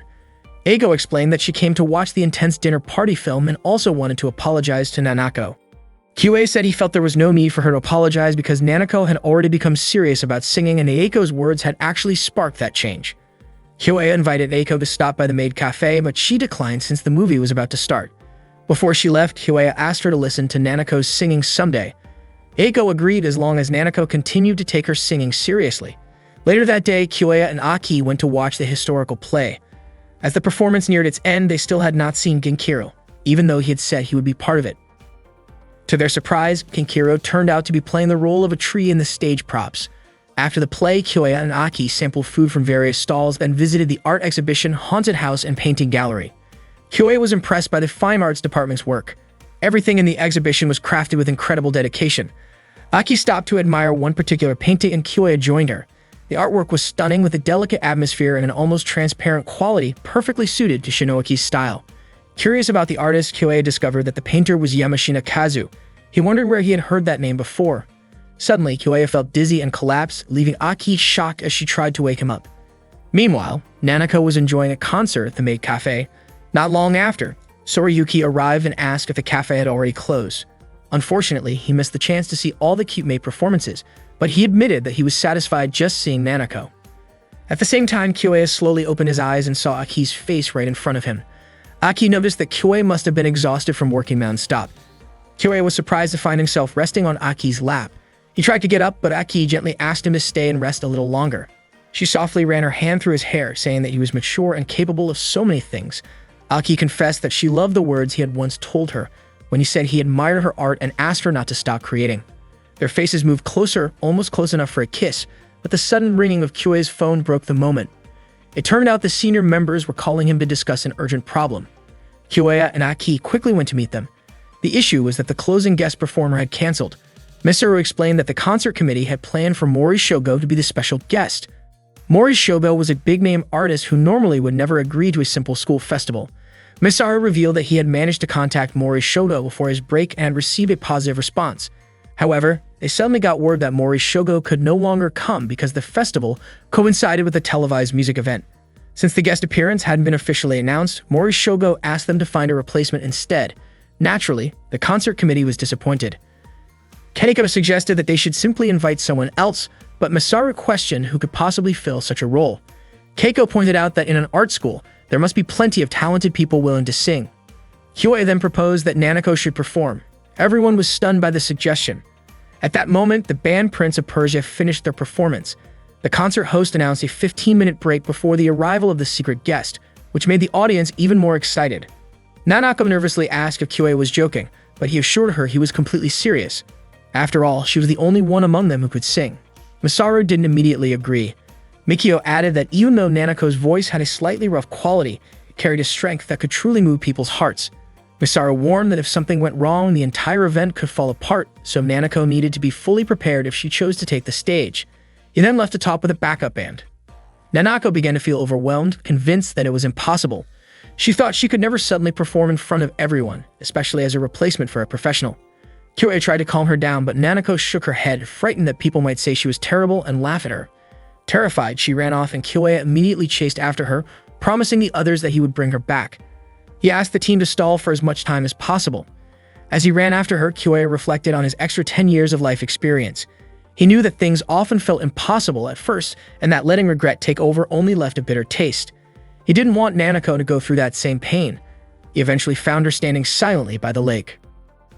Meanwhile, the concert host was shocked when Mikio informed him that the secret guest had officially canceled. Sorayuki, however, felt certain that Nanako would not run away from the pressure and would eventually perform. To buy more time, Sorayuki decided to entertain the crowd by performing as a clown. By the lakeside, Nanako admitted that this was a huge opportunity, but she was terrified of facing it because failing was also a real possibility. Kyoya reassured her that she wouldn't fail. Nanako was puzzled by how he could be so confident in her. She explained that even though she had practiced a lot, she had never sung in front of hundreds of people before. The thought of being judged by so many made her feel paralyzed with fear. She confessed that she was scared she might completely break down. Kyoya promised to think of something to help her. He opened his laptop and showed her a recording of one of her songs. Back at the stage, Sorayuki and Aki were entertaining the audience with magic tricks. Eventually, Sorayuki began running out of ideas and wondered how much longer they could keep stalling. Finally, Kyoya and Nanako returned. The host quickly announced that the long-awaited secret guest would appear soon, and the audience cheered with excitement. Nanako prepared herself backstage. This time, she felt more determined and believed she would earn applause 100 times louder than what Sorayuki had received earlier. Aki cheered her on while Nanako asked Kyoya to watch her performance from the audience. Nanako quickly stepped onto the stage as the crowd cheered with excitement, eager to see the mysterious guest. But when they saw that the person who appeared was dressed as a maid, everyone was surprised and guessed it might be part of the theme. Nanako admitted that she was not supposed to sing there, but so many unexpected things had happened, and she would be foolish to turn down this opportunity. Filled with determination, Nanako encouraged the audience to help make the school festival's finale even more lively. As she began to sing, the reaction from the crowd was far beyond anyone's expectations. The audience clearly enjoyed her performance, cheering and clapping along to her voice. Kyoya and the others were also having a great time. At that moment, Nanako realized that what Kyoya had told her was true. There was no reason to be afraid because she had already worked so hard to reach this point. Earlier, when Kyoei spoke to her by the lake, he mentioned that the new video Nanako uploaded yesterday had already gained 10,000 views. That meant she had technically performed in front of tens of thousands of people online, so it would be strange to be scared of singing in front of just a few hundred at the festival. Kyoei believed that the school festival audience would eventually become Nanako's fans, and with that reassurance, she finally decided to perform on stage. Nanako understood that the world was not that simple, and that hard work alone would never be enough, but she wanted her feelings to reach people's hearts. Even Eiko admitted that Nanako's talent was impressive. Kyoei commented that this was exactly how Nanako looked when she was serious, which made Eiko curious about what kind of encouragement Kyoei had given her earlier. The response to Nanako's video turned out to be much bigger than expected. Of course, there were some negative comments, but her beautiful voice drew in far more positive attention. Nanako refused to run away, no matter how harsh the criticism might be. Instead, she took the advice she received and used it to improve her next video. On the internet, artists and fans often collaborated to create music through feedback, something that in 10 years people would come to call user-generated content. Nanako's voice had already captured Kyoei's heart the first time he heard it. Her live performance ended with loud and enthusiastic applause from the audience. After finishing her song, Nanako immediately went backstage to thank Kyoei, but he was nowhere to be found. Storiyuki handed her a drink and suggested that Kyoei might still be sitting in the audience, so Nanako quickly ran off to look for him. At that time, Kyoei was sitting with Aki near the fountain. Aki had felt a bit dizzy earlier, so she went there to rest for a while. Suddenly, Aki stood up and mentioned that they were about the same height at that moment. Before Kyoei could react, Aki gently kissed him on the lips. Kyoei was startled but also felt the warmth of the moment. Aki explained that she was simply carried away by the atmosphere of the festival. Meanwhile, Nanako happened to witness the scene from a distance.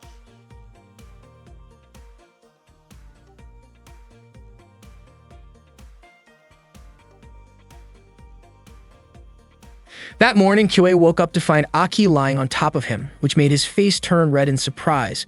Not long after, Aki also woke up and greeted him. She explained that she had come over the night before to review some materials but ended up falling asleep. Aki apologized for dozing off, though she admitted that the unexpected nap actually gave her a new idea for her illustration. Suddenly, Aki closed her eyes and slightly puckered her lips, giving Kyoei a silent signal that she wanted to share a kiss. Just before anything could happen, Nanako's voice called out, asking Kyoei to come down for breakfast. Nanako opened Kyoei's door without warning, startling him. She was surprised to find Kyoei and Aki in such a situation and seemed upset by what she assumed was happening. Kyoei tried to explain the misunderstanding, but Nanako, clearly annoyed, told them to hurry downstairs for breakfast. Aki, puzzled, wondered why Nanako appeared so angry. During breakfast, Kyoei mentioned to Soriyuki that he had not been attending class much lately. Soriyuki explained that his part-time job shifts had been keeping him busy, but Nanako suspected that he was just skipping classes. Soriyuki denied it and teased Nanako by calling her silly, which quickly turned into their usual playful argument.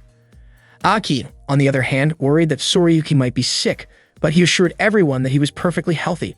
Relieved, Aki smiled warmly at Kyoei, while Nanako looked slightly annoyed by their closeness.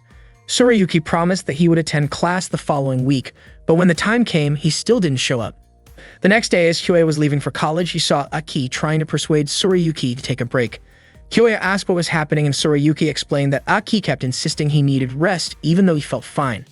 Aki disagreed, saying she had seen how pale he looked and that he had even vomited earlier in the restroom. Soriyuki claimed it was nothing more than overeating the day before, so there was no need to worry. However, his body suddenly weakened and he collapsed. They immediately took him to see a doctor. After the checkup, Soriyuki said he was fine, but Kyoei urged him to rest as the doctor had recommended. Soriyuki apologized for troubling Kyoei and asked him not to worry anymore. Concerned, Kyoei questioned why Soriyuki was pushing himself so hard to the point of harming his own health. Soriyuki avoided the question, saying it was none of Kyoei's business.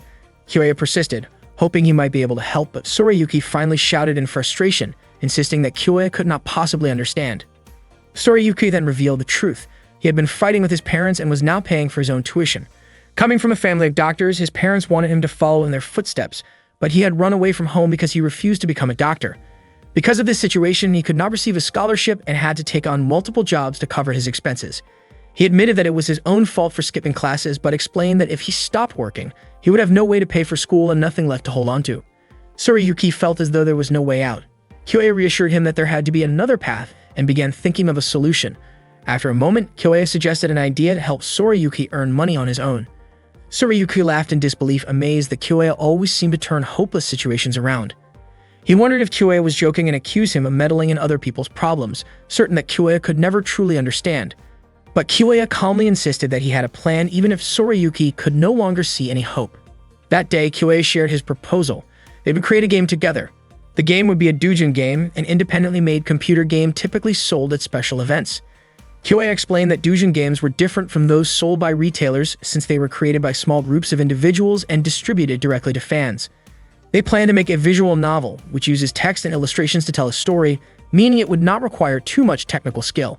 Tsurayuki would write the script, Aki would handle the illustrations, and Nanako would compose the background music. Aki immediately expressed interest in the project, while Nanako admitted she had never composed music before. Kyoya assured her that he would teach her everything she needed to know, including how to use the equipment. He promised to lead the project and guide everyone along the way. Aki felt relieved knowing Kyoya was in charge. Tsurayuki apologized for driving them into his personal problem, but Aki told him not to worry, and Nanako playfully teased him, saying she had never seen this side of him before. Later that afternoon, Kyoya met Keiko at a cafe. Keiko asked if he had decided to accept her request for help. Kyoya said there was something he wanted to discuss, prompting Keiko to notice how serious he looked. She suspected he must have gotten himself involved in something troublesome. Kyoya admitted that he needed a large amount of money and explained the situation. Since the tuition payment deadline was in May, they needed to secure the funds before then. According to Keiko, making money from doujin games was tough. Even if someone had talent, selling that kind of work required a well-known name attached to it. It turned out that Kyoya wanted to release his team's new game under the name Hallucigenia Soft. Kyoya admitted it might sound a bit bold, but that was the only idea he could think of.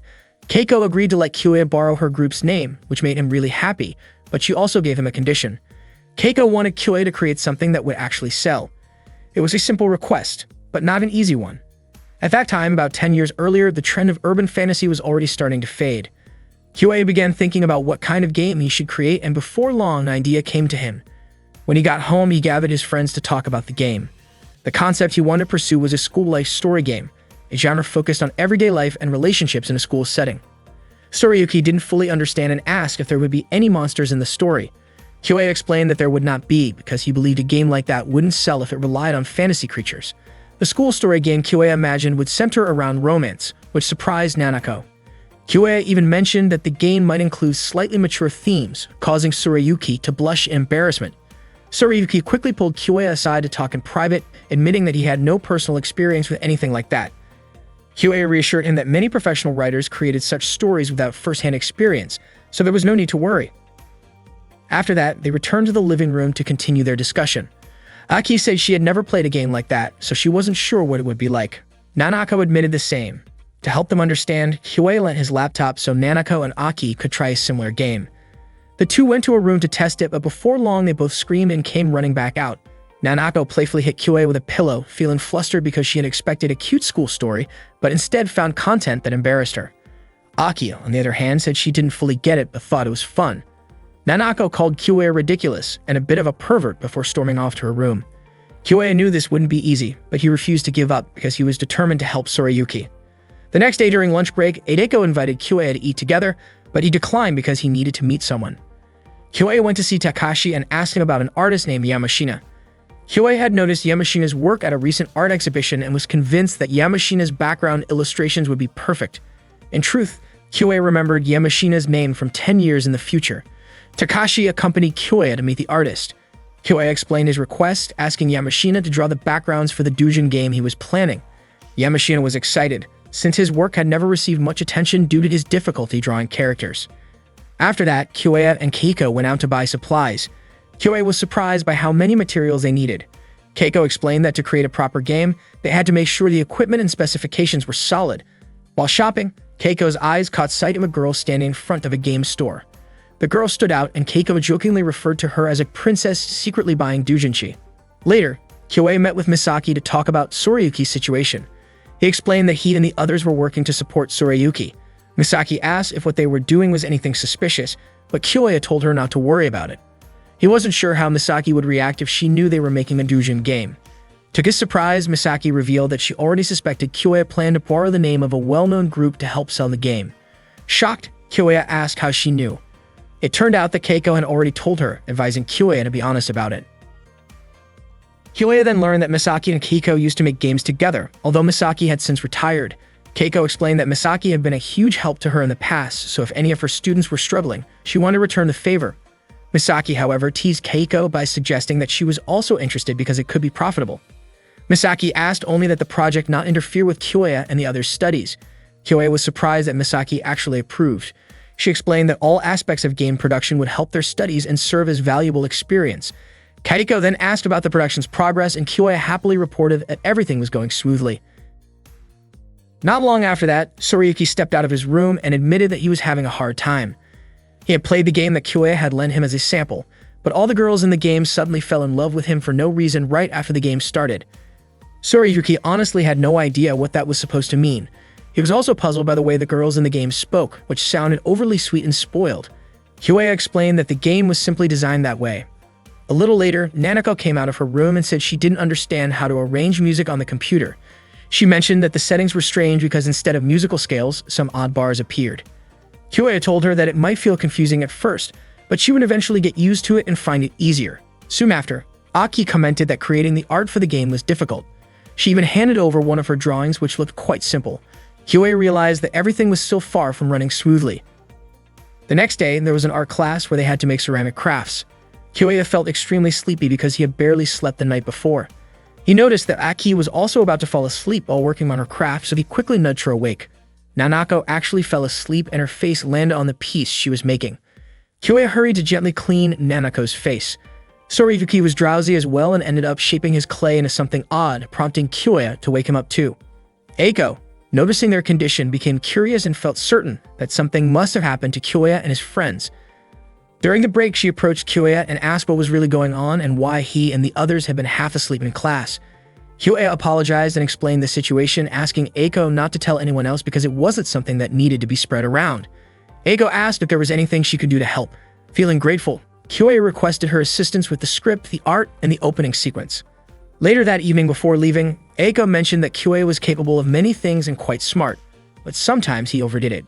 She wanted to make sure that he was truly doing okay. That night, Kyoya worked together with Sorayuki. While reviewing the script, Sorayuki asked Kyoya to check what he had written. Kyoya noted that the writing felt a bit stiff and overly narrative, so he suggested adding more dialogue. Sorayuki agreed to revise it. Not long after, Nanako called out that dinner was ready, prompting Kyoya to head out first while Sorayuki said he would follow shortly. The next morning during breakfast, Aki shared that she had seen some strange people in the university parking lot. She described a large black car stopping, and from it emerged a big man dressed in black and a cute girl wearing a fur coat. Kyoya was surprised to hear this. Aki wondered if they were also art students. Nanako guessed that the girl might be like a Yakuza princess. Kyoya admitted that the scene sounded familiar. Sorayuki then asked if the girl was wearing a white beret, had short hair, and looked like someone from a wealthy family. Aki confirmed the description. Sorayuki immediately went into his room and began packing his things. Kyoya and the others were confused by his sudden actions. Sorayuki said that he needed to disappear for a while and would explain later, but just as he opened the door, the big man and the girl in the white beret were already standing outside. Aki quickly pointed out that the girl was the same one she had seen yesterday. The girl instantly hugged Sorayuki tightly, saying she had missed him so much. Sorayuki tried to free himself, but Sayori continued to hold on to him warmly. Seeing Kyoya and the others, the girl then introduced herself as Sayori, Sorayuki's fiancée.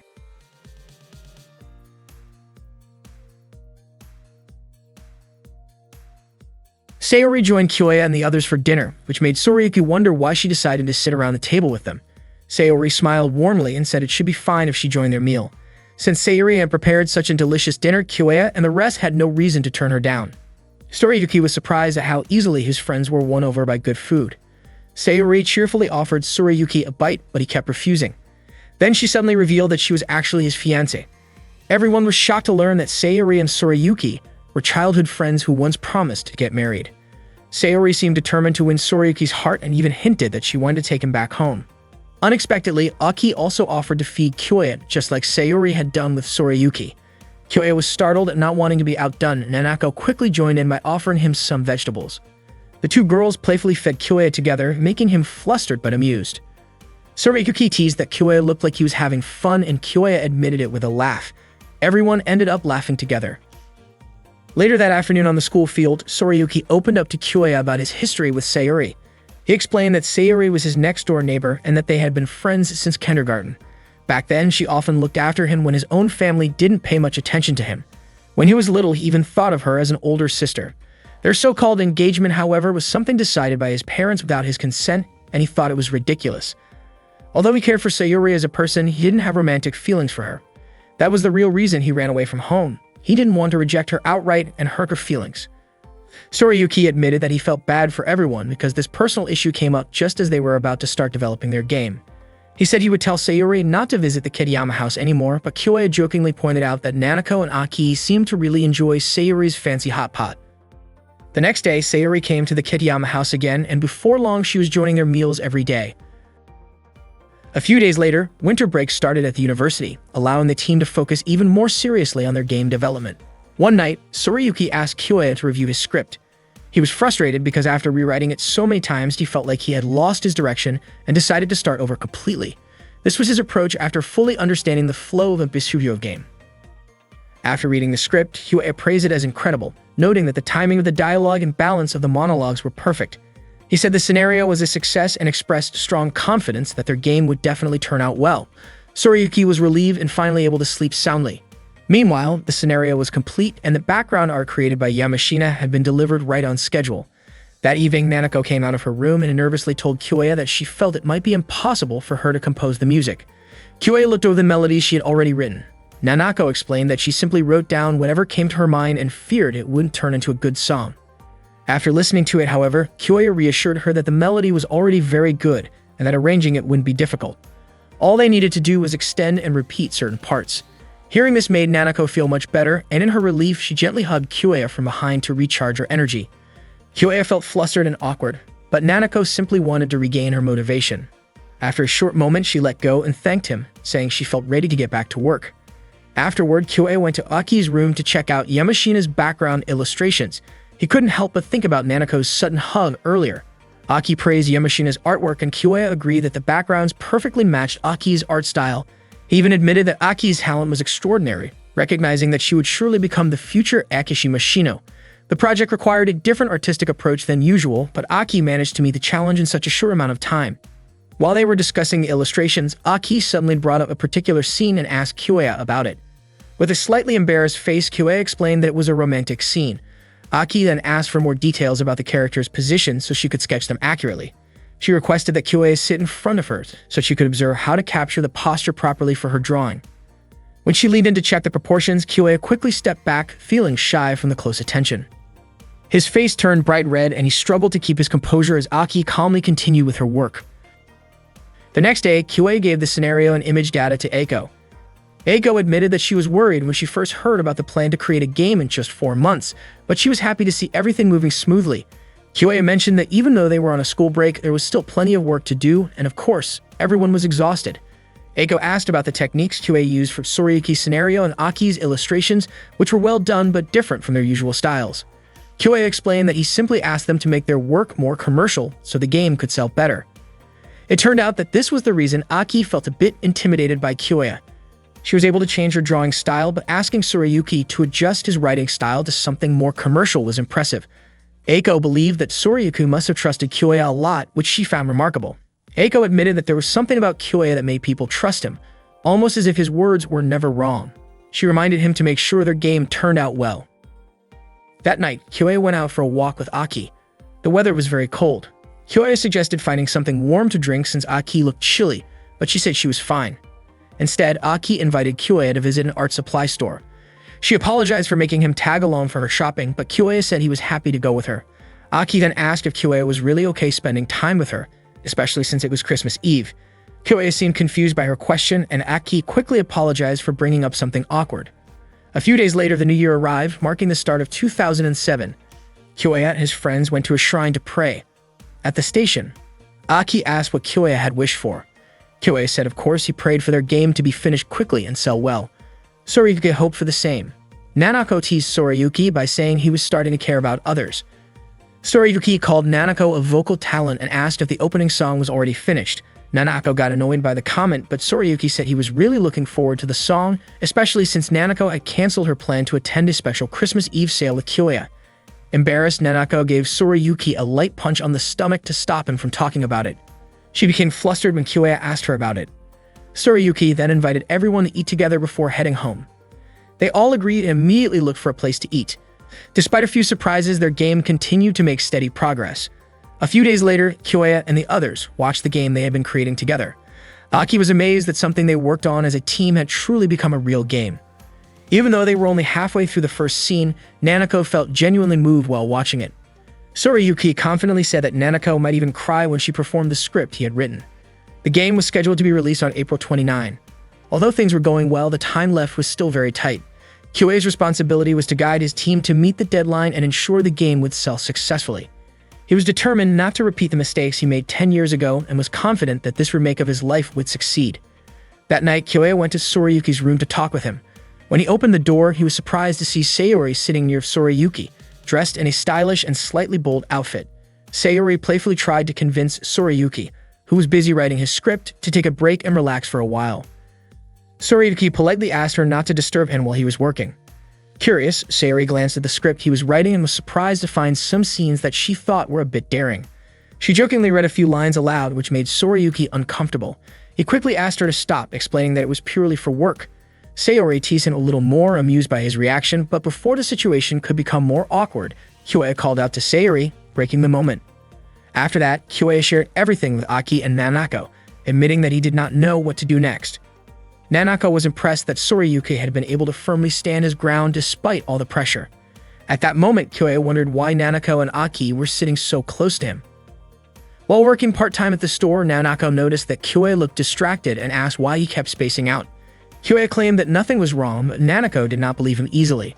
Instead, she brought up how Kyoya had spent so much time at Aki's room the day before and wanted to know what they had been doing there. Kyoya explained that he was only checking the CG images and Aki had asked him to take some reference photos for her drawings. Nanako questioned whether that was truly all that had happened. Feeling uneasy, Kyoya excused himself to check the drink inventory. He worried that situations like this might affect their game production. Suddenly, Nanako came over to help and while placing the drinks, leaned in close to him in a way that felt deliberate. It reminded Kyoya of a previous moment that he had thought was an accident, but this time Nanako admitted that she had done it on purpose. Surprised, Kyoya accidentally dropped one of the drinks. Before leaving, Nanako quietly said that she would not lose. This made Kyoya even more certain that there was no misunderstanding anymore. The next day, Kyoya asked Eiko about the situation, but Eiko scolded him, saying of course she could not possibly know details like that.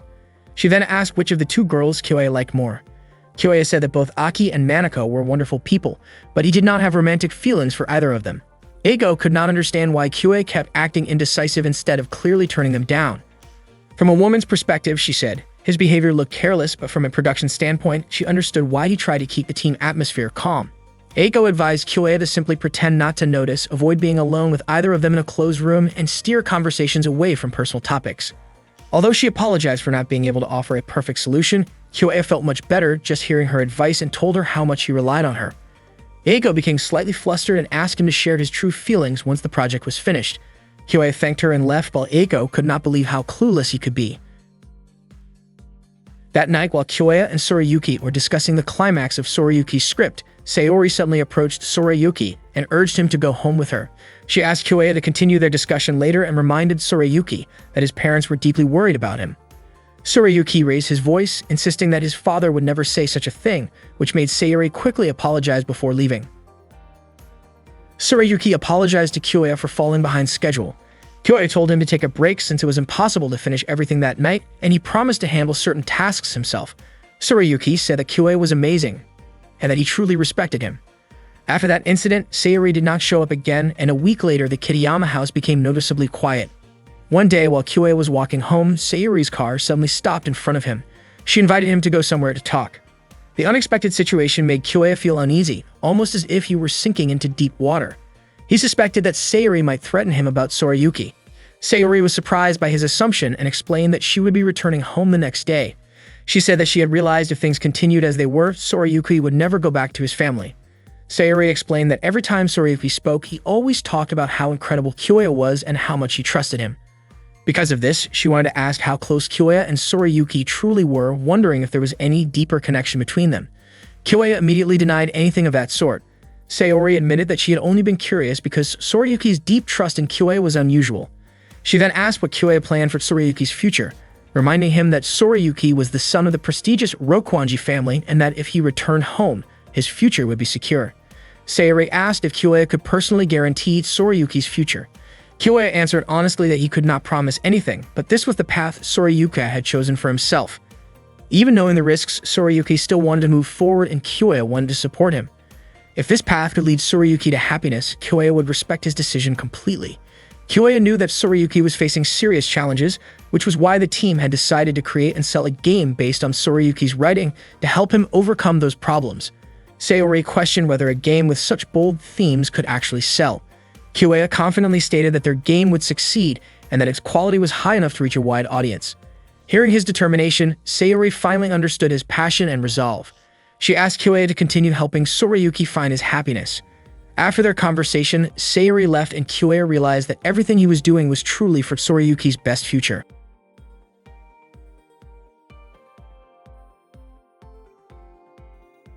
One month before the game's launch, the project created by Kyoya and his friends was almost complete.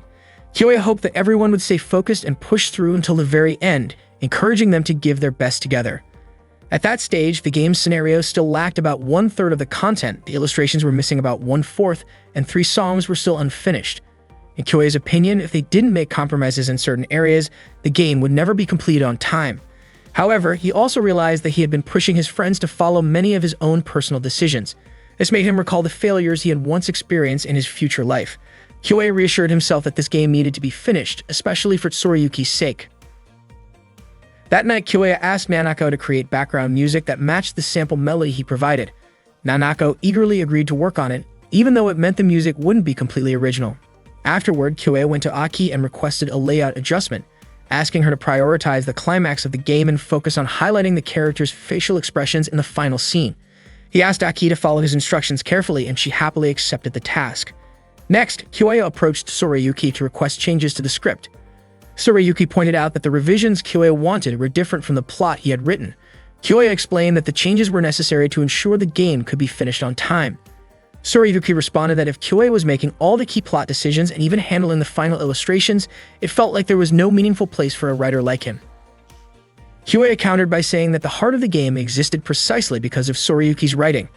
He also reminded him that in commercial game development, directors often manage the plot and only a handful of writers handle everything on their own from start to finish. Kyoya emphasized that their top priority had to be completing the game and selling it at the upcoming event. Although Kyoya felt guilty for pushing Tsurayuki so hard, he believed this was the best plan to finish on schedule. He pleaded with Tsurayuki to trust him and follow his lead. Tsurayuki agreed, admitting that Kyoya was always right and that he knew Kyoya was doing everything for his sake. Kyoya told him that for the sake of their future, they needed to make compromises from that point onward. The next day, Kyoya rode the train with Keiko and Nanako to a recording studio. He explained that the scenario phase was now complete, which meant they could move on to voice recording that week. Keiko was almost in disbelief. She remembered how far behind they once were, yet now the illustrations looked better than ever. Jokingly, she even asked if Kyoya had used magic. Kyoya admitted that he had simply asked the team to prioritize progress. During the trip, Nanako looked extremely nervous.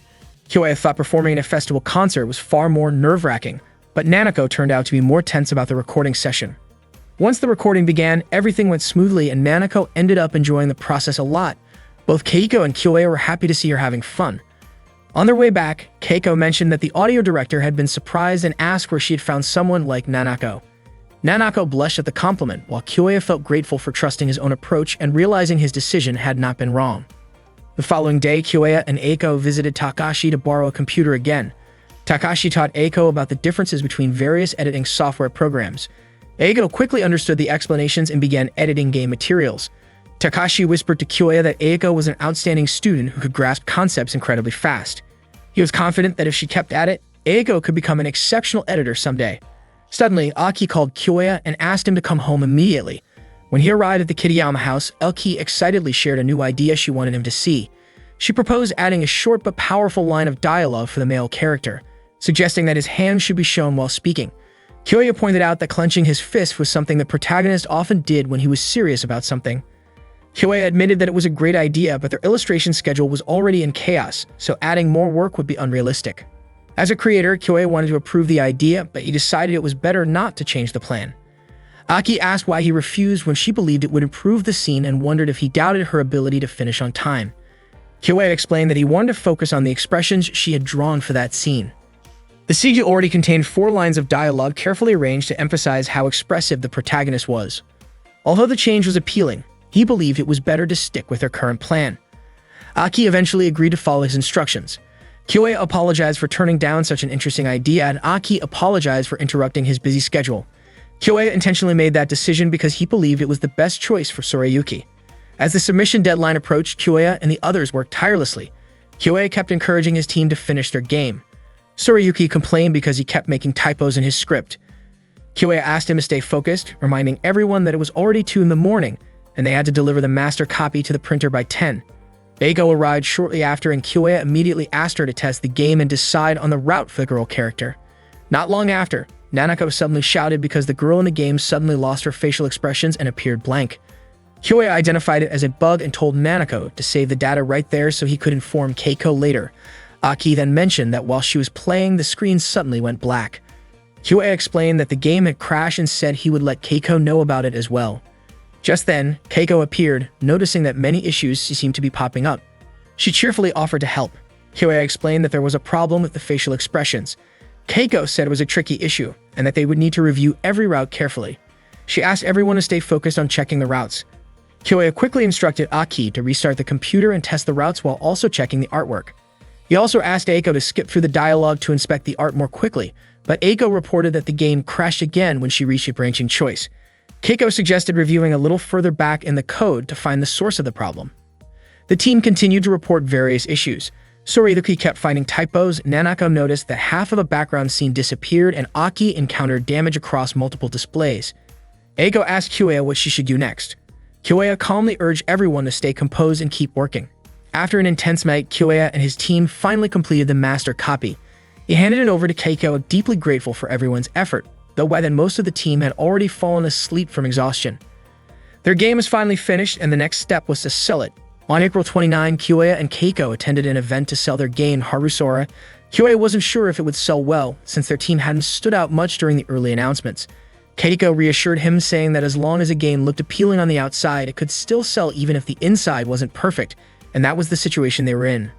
When they arrived at their booth, the event was set to open in just 5 minutes. Kyoei tried to calm his nerves while Keiko reminded him that no matter what happened, he and his team had created something real, and now it was time to see how people would respond. As soon as the event opened, Kyoei was stunned to see thousands of people already gathered and eager to buy their game. He broke into a wide smile, unable to believe that all their hard work was paying off. That night, Kyoei and the team celebrated the completion and successful distribution of Harusora. They raised their glasses together, amazed that they had finally finished. Kyoei thanked everyone, knowing the project became a reality because of their dedication. Sorayuki admitted they could never have completed it without Kyoei's leadership. Aki agreed, saying they wouldn't have been able to accomplish anything without him. Nanako also said it was all thanks to Kyoei. Feeling deeply moved, Kyoei was overwhelmed with gratitude. Aki gently told Kyoei to get some rest, knowing how exhausted he must have been. Filled with indescribable happiness, Kyoei thought about how he had always wanted to create something together with the Kiriyama team. He was glad that he had been given the chance to go back 10 years into the past and become a creator again. Later that night, Kyoei walked with Aki, both of them believing that Sorayuki and Nanako were probably having fun now that the pressure was gone. Kyoei reflected on how he and his friends had compromised, worked through their tasks, and achieved their goal together. He felt confident that from this point on, they could accomplish many more great things, both in class and in future productions. Aki then asked if Kyoei thought all of this was good enough. Kyoei said that everyone had worked hard to help Sorayuki, and that was already something good. Aki apologized for asking him a strange question earlier. She asked Kyoei to let her know whenever he felt tired. While gently holding his hand, Aki told him that she would always trust him completely. The next day, Kyoei distributed the profits to the team members. Nanako was surprised to receive such a large amount of money. Aki felt overjoyed, saying that the money would be very useful for her daily life. Kyoei then handed Sorayuki his share, believing that this would help settle Sorayuki's problems. After that, Sorayuki invited Kyoei to go out with him. They took a walk together, and Sorayuki explained that whenever he got stuck while writing, he liked to stroll through a small park to look for inspiration. During their walk, Sorayuki told Kyoei that he had decided to drop out of college, which left Kyoei completely shocked. Sorayuki apologized for making Kyoei work so hard and even asked him to distribute the money to the others instead. Kyoya grew frustrated with Sorayuki's words. He reminded him that he wanted to study and that the money was meant to help him achieve that dream. Kyoya could not understand why, after all the effort everyone had put in for him, Sorayuki would choose this path. Sorayuki then told Kyoya to hit him if he was angry, admitting that he could not continue anymore. He believed that he had talent in writing scenarios and novels, but he had realized how difficult it was to make a living from it. Kyoya told him that this challenge applied to everyone, which was why they needed to fight and work hard. Sorayuki agreed, saying that everyone started from the same starting line. He shared his first impression of Kyoya, describing him as a kind man who always smiled, but who secretly possessed incredible strength. Even when Sorayuki messed up or failed at something, Kyoya always made rational and accurate decisions. To Sorayuki, Kyoya was like a towering wall that he could never surpass. He even wondered how many times he would need to relive his life to become like Kyoya. Sorayuki had considered working part-time to pay for tuition while continuing to follow Kyoya, but he felt like a fool for always relying on Kyoya's help. Despite Kyoya running around managing everything on his own, he would still praise everyone for their teamwork, which made Sorayuki feel defeated and hopeless. He realized that he could do nothing without Kyoya, and because of that, he felt that he could no longer stay there. Kyoya disagreed, insisting that Sorayuki was wrong. He explained that he truly believed in Sorayuki's writing and had always tried to find ways to shine a spotlight on him. Kyoya admitted that he could not do any of it without Sorayuki, but Sorayuki, in turn, believed that Kyoya would be able to accomplish things on his own. Sorayuki revealed that he had thought of a pen name inspired by his family's hometown. Despite everything that had happened, that place was where he had grown up. He even included part of Kyoya's name in it. The pen name was Kawaivo Kyoichi, which could be interpreted as Kyoya No. 1. Kyoya was startled to realize that this name belonged to one of the Platinum generation. After saying this, Sorayuki walked away. Kyoya shouted desperately as the rain poured down on him. He could not understand what mistake he had made. Not long after, Keiko approached him and asked how things had ended up like this. Kyoya confessed that he had only wanted to reach a future 10 years ahead. That was why he believed that the time leap had been his chance. He explained that he chose to enter art school, learn, and create something with the Platinum generation, hoping to help them. But instead, everything had turned out differently. Kyoya finally realized that the Platinum generation had become stars in the future even without him. By jumping through time, he had carelessly disrupted the lives of the Platinum generation, unintentionally altering Sorayuki's future as Kawaivo Kyoichi. Kyoya no longer knew what he should do and asked Keiko for help. One day, Kyoya woke up in an unfamiliar place. A little girl approached him and called him Dad. Kyoya did not recognize her at all. The girl introduced herself as Hashiba Meiki. Meiki looked confused, wondering why her father's expression seemed so strange. Kyoya was stunned to realize that Meiki was his daughter. Meiki quickly called out to her mother, saying that her dad was acting weird. Kyoya immediately checked the time on his phone and discovered that he was now in the year 2018. Soon after, Aki, who turned out to be Meiki's mother, appeared and greeted him.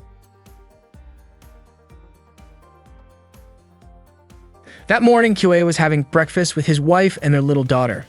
Meiki shared that she had been practicing a new song, and Aki asked her to sing it after they finished eating. It was only then that Kyoya realized what he was experiencing was not a dream. He had woken up to the morning of May 13, 2018, and somehow, he was already married to Aki and had a daughter. What shocked him even more was that he had no memory of anything leading up to this day. Kyoya, who originally came from the year 2016, had once leaped 10 years into the past, and now he found himself jumping forward to 2018. While he sat lost in thought, Aki called his name and asked why he was only nibbling on his bread. Meiki quickly reminded them not to be picky with food, just as Kyoya himself had once taught her. The whole situation felt unreal to him. Suddenly becoming a husband and a father overnight was beyond anything he could have imagined. After breakfast, Kyoya immediately tried to figure out what was happening. He discovered that he and Aki were living in Noborito. After graduating from art school, he had somehow landed a job at a game company called Attraction Point. Hoping for answers, he checked his phone and looked for someone he could talk to. He noticed that about a month earlier, he had exchanged messages with Eiko, but he couldn't remember the nature of their relationship. Kyoya decided to call her. Eiko told him that things had been rough over the past month and asked him to come in 30 minutes earlier the next morning. She also mentioned that she would send someone to pick him up. From that conversation, Kyoya learned that he and Eiko were actually working at the same company. The next morning, his phone alarm woke him up, even though part of him expected to wake up back in 2007. He was still stunned by the reality of suddenly being Aki's husband. Sharing a bed with her made him feel tense, not because of anything inappropriate, but because he couldn't shake the overwhelming strangeness of the situation. Aki prepared breakfast as usual, and Kyoya couldn't help but watch her quietly. Before long, Miki woke up and greeted her parents warmly. Before he left for work, Aki handed him a neatly packed lunch and Kyoya said goodbye, slightly taken aback by how naturally close Aki and Miki were. On his way to the office, Kyoya worried that his lack of memories might cause him to make mistakes. He boarded a crowded train headed toward the city. Attraction Point was already a well-known company even back in 2016. Using the map app on his phone, he navigated his way to the office. Upon arrival, he was surprised to see several employees sleeping on benches after working overtime on a Sunday. He searched for his desk and found it easily thanks to a family photo displayed on it. Soon, a young woman greeted him and informed him that the producer was calling for him. As she moved toward him, she tripped and nearly fell. Kyoya glanced at her ID badge and saw that her name was Miki. He remembered that Miki was the person Eiko had mentioned on the phone. Miki then guided Kyoya to Eiko's office. When they arrived, Eiko apologized for asking him to come so early. She seemed curious about why Kyoya was looking at her so intently. Kyoya calmly asked what she needed from him. Afterward, Kyoya left with Miki to visit an illustrator. Miki apologized for dragging him along, but Kyoya assured her it was no trouble and told her not to worry about it. Miki admitted that what Eiko had said about him turned out to be true. Curious, Kyoya asked what Eiko had said. Miki repeated Eiko's words, explaining that Kyoya could be trusted to handle anything, and that things would always turn out fine with him around, because ever since his college days, he had a secret trick for turning difficult situations around. Kyoya felt flattered, but thought the description was a bit exaggerated. When they arrived at the illustrator's apartment, Kyoya was quickly invited inside, which surprised Miki. Normally, when she tried to visit, the illustrator always made excuses to avoid meeting. Miki asked if Kyoya had used his so-called secret trick. Kyoya explained that he had first confirmed that the illustrator was at home by checking their social media and then sent a message 30 minutes before arriving, saying that he happened to be nearby and asking if it was okay to drop by. Miki realized that such a request would be hard to turn down. She asked why he chose to send the message only 30 minutes ahead of time. Kyoya reasoned that people often need a little time to freshen up, tidy their place, or even just prepare mentally, so giving them that small window increased the chances of a positive response. Though he admitted it might sound a bit cunning, Kyoya felt relieved that it was simply a thoughtful approach. With that, they stepped into the elevator and headed up to the illustrator's apartment. The moment the door opened, the illustrator named Ayaka was genuinely surprised to see Miki arriving together with Kyoya. Ayaka explained that she never really meant any harm, but there were times when she found it hard to finish things. She kept giving different reasons to convince Miki. Minori Ayaka, whose real name was Seikowa Minori, was a highly popular illustrator with more than 200,000 followers. Ayaka handled the main character designs for a project that would determine the future of Attraction Point. The game's profile was high because it was being created by such a well-known illustrator of that era, but unfortunately, Ayaka worked very slowly. Kyoya explained to Ayaka that the character designs were scheduled to be finished by February, so this was the first time she needed a significant extension. Kyoya was certain there had to be a reason behind her silence. Ayaka smiled and admitted that she could never fool Kyoya. She confessed that she no longer felt like drawing anything, believing she might have already done everything she wanted as an artist, and maybe that was enough for her. Miki reminded her that she still had many fans. Ayaka said she truly appreciated her fans, but that was different from having the desire to draw. She no longer knew why she was drawing in the first place. Worried, Miki asked what Kyoya thought about it. Kyoya looked at one of Ayaka's new illustrations and commented that it was beautiful and slightly different from her usual style, but it also felt like something she had been drawing for a long time. He said the style fit the project's theme perfectly, and that it impressed him deeply. Hearing that, Ayaka felt delighted and couldn't believe Kyoya genuinely liked her work. Overjoyed, she admitted that she had drawn in the style she used back when she first started drawing, trying to return to her starting point. Ayaka also mentioned that there was an artist she once idolized and this style was inspired by that artist. Remembering those early days gave her a small spark of motivation again. She then asked Miki to repeat the schedule they had discussed earlier. Seeing Ayaka regain some enthusiasm made Kyoya feel relieved. Kyoya realized that this outcome was slightly different from the future he had imagined, but in this world there were still things he could do. He felt happy to work with such a talented creator like Ayaka because it meant that one of his dreams had come true. That night, Kyoya had dinner with his family. Looking at his wife and young daughter, he realized this might be what people meant by happiness. At that point in life, he had a beautiful wife, an adorable daughter, and a steady career.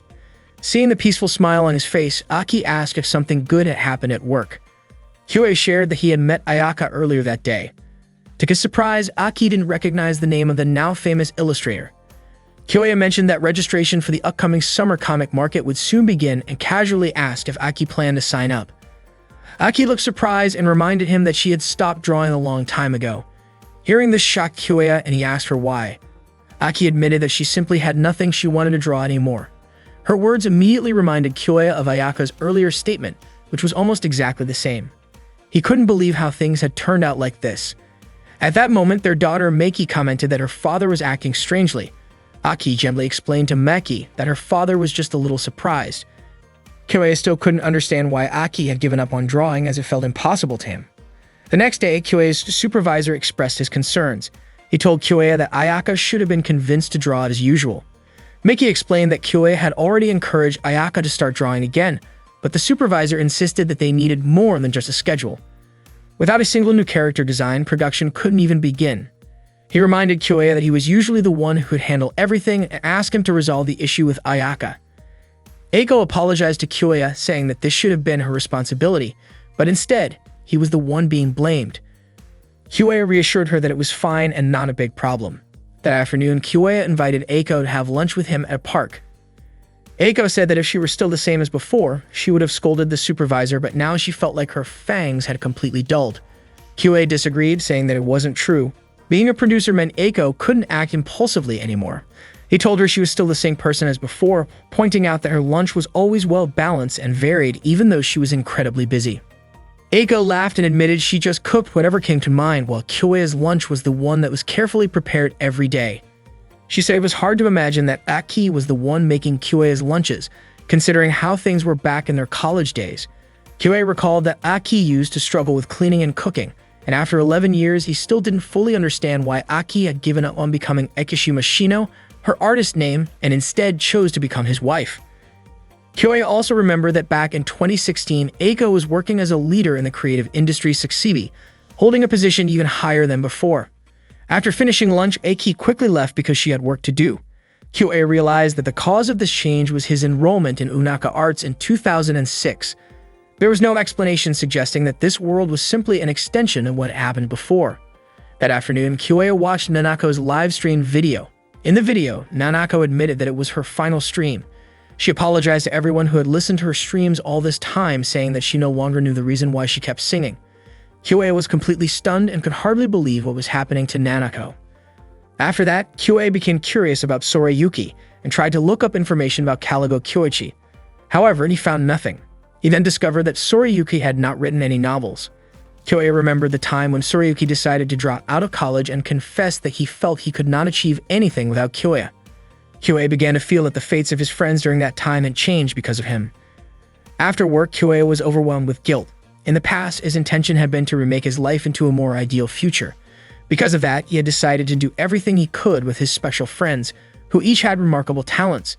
He also wanted to get closer to the brilliant Platinum generation. However, his actions had taken away their dreams. The future he had created was one where only Kyoya was truly happy. He broke down in tears, feeling deeply guilty. When he arrived home, Aki was shocked to see the state Kyoya was in, to the point that he was heavily drunk. Meiki complained about the smell of sake on her father. Kyoya apologized to Aki, and she understood that something very difficult must have happened to him. Kyoya kept apologizing, saying that everything was his fault. Aki and Meiki could not understand why Kyoya suddenly cried like that. After Meiki had fallen sound asleep, Aki invited Kyoya to talk.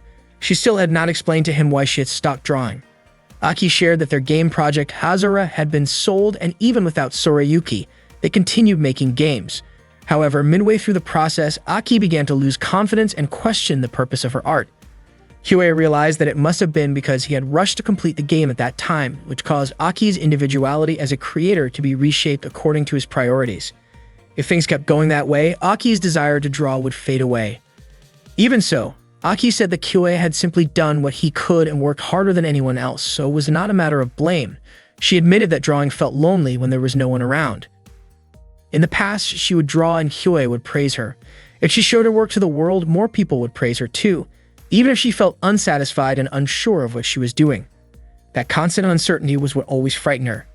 Kyoya finally understood the loneliness that only Aki could feel, a loneliness he had failed to notice.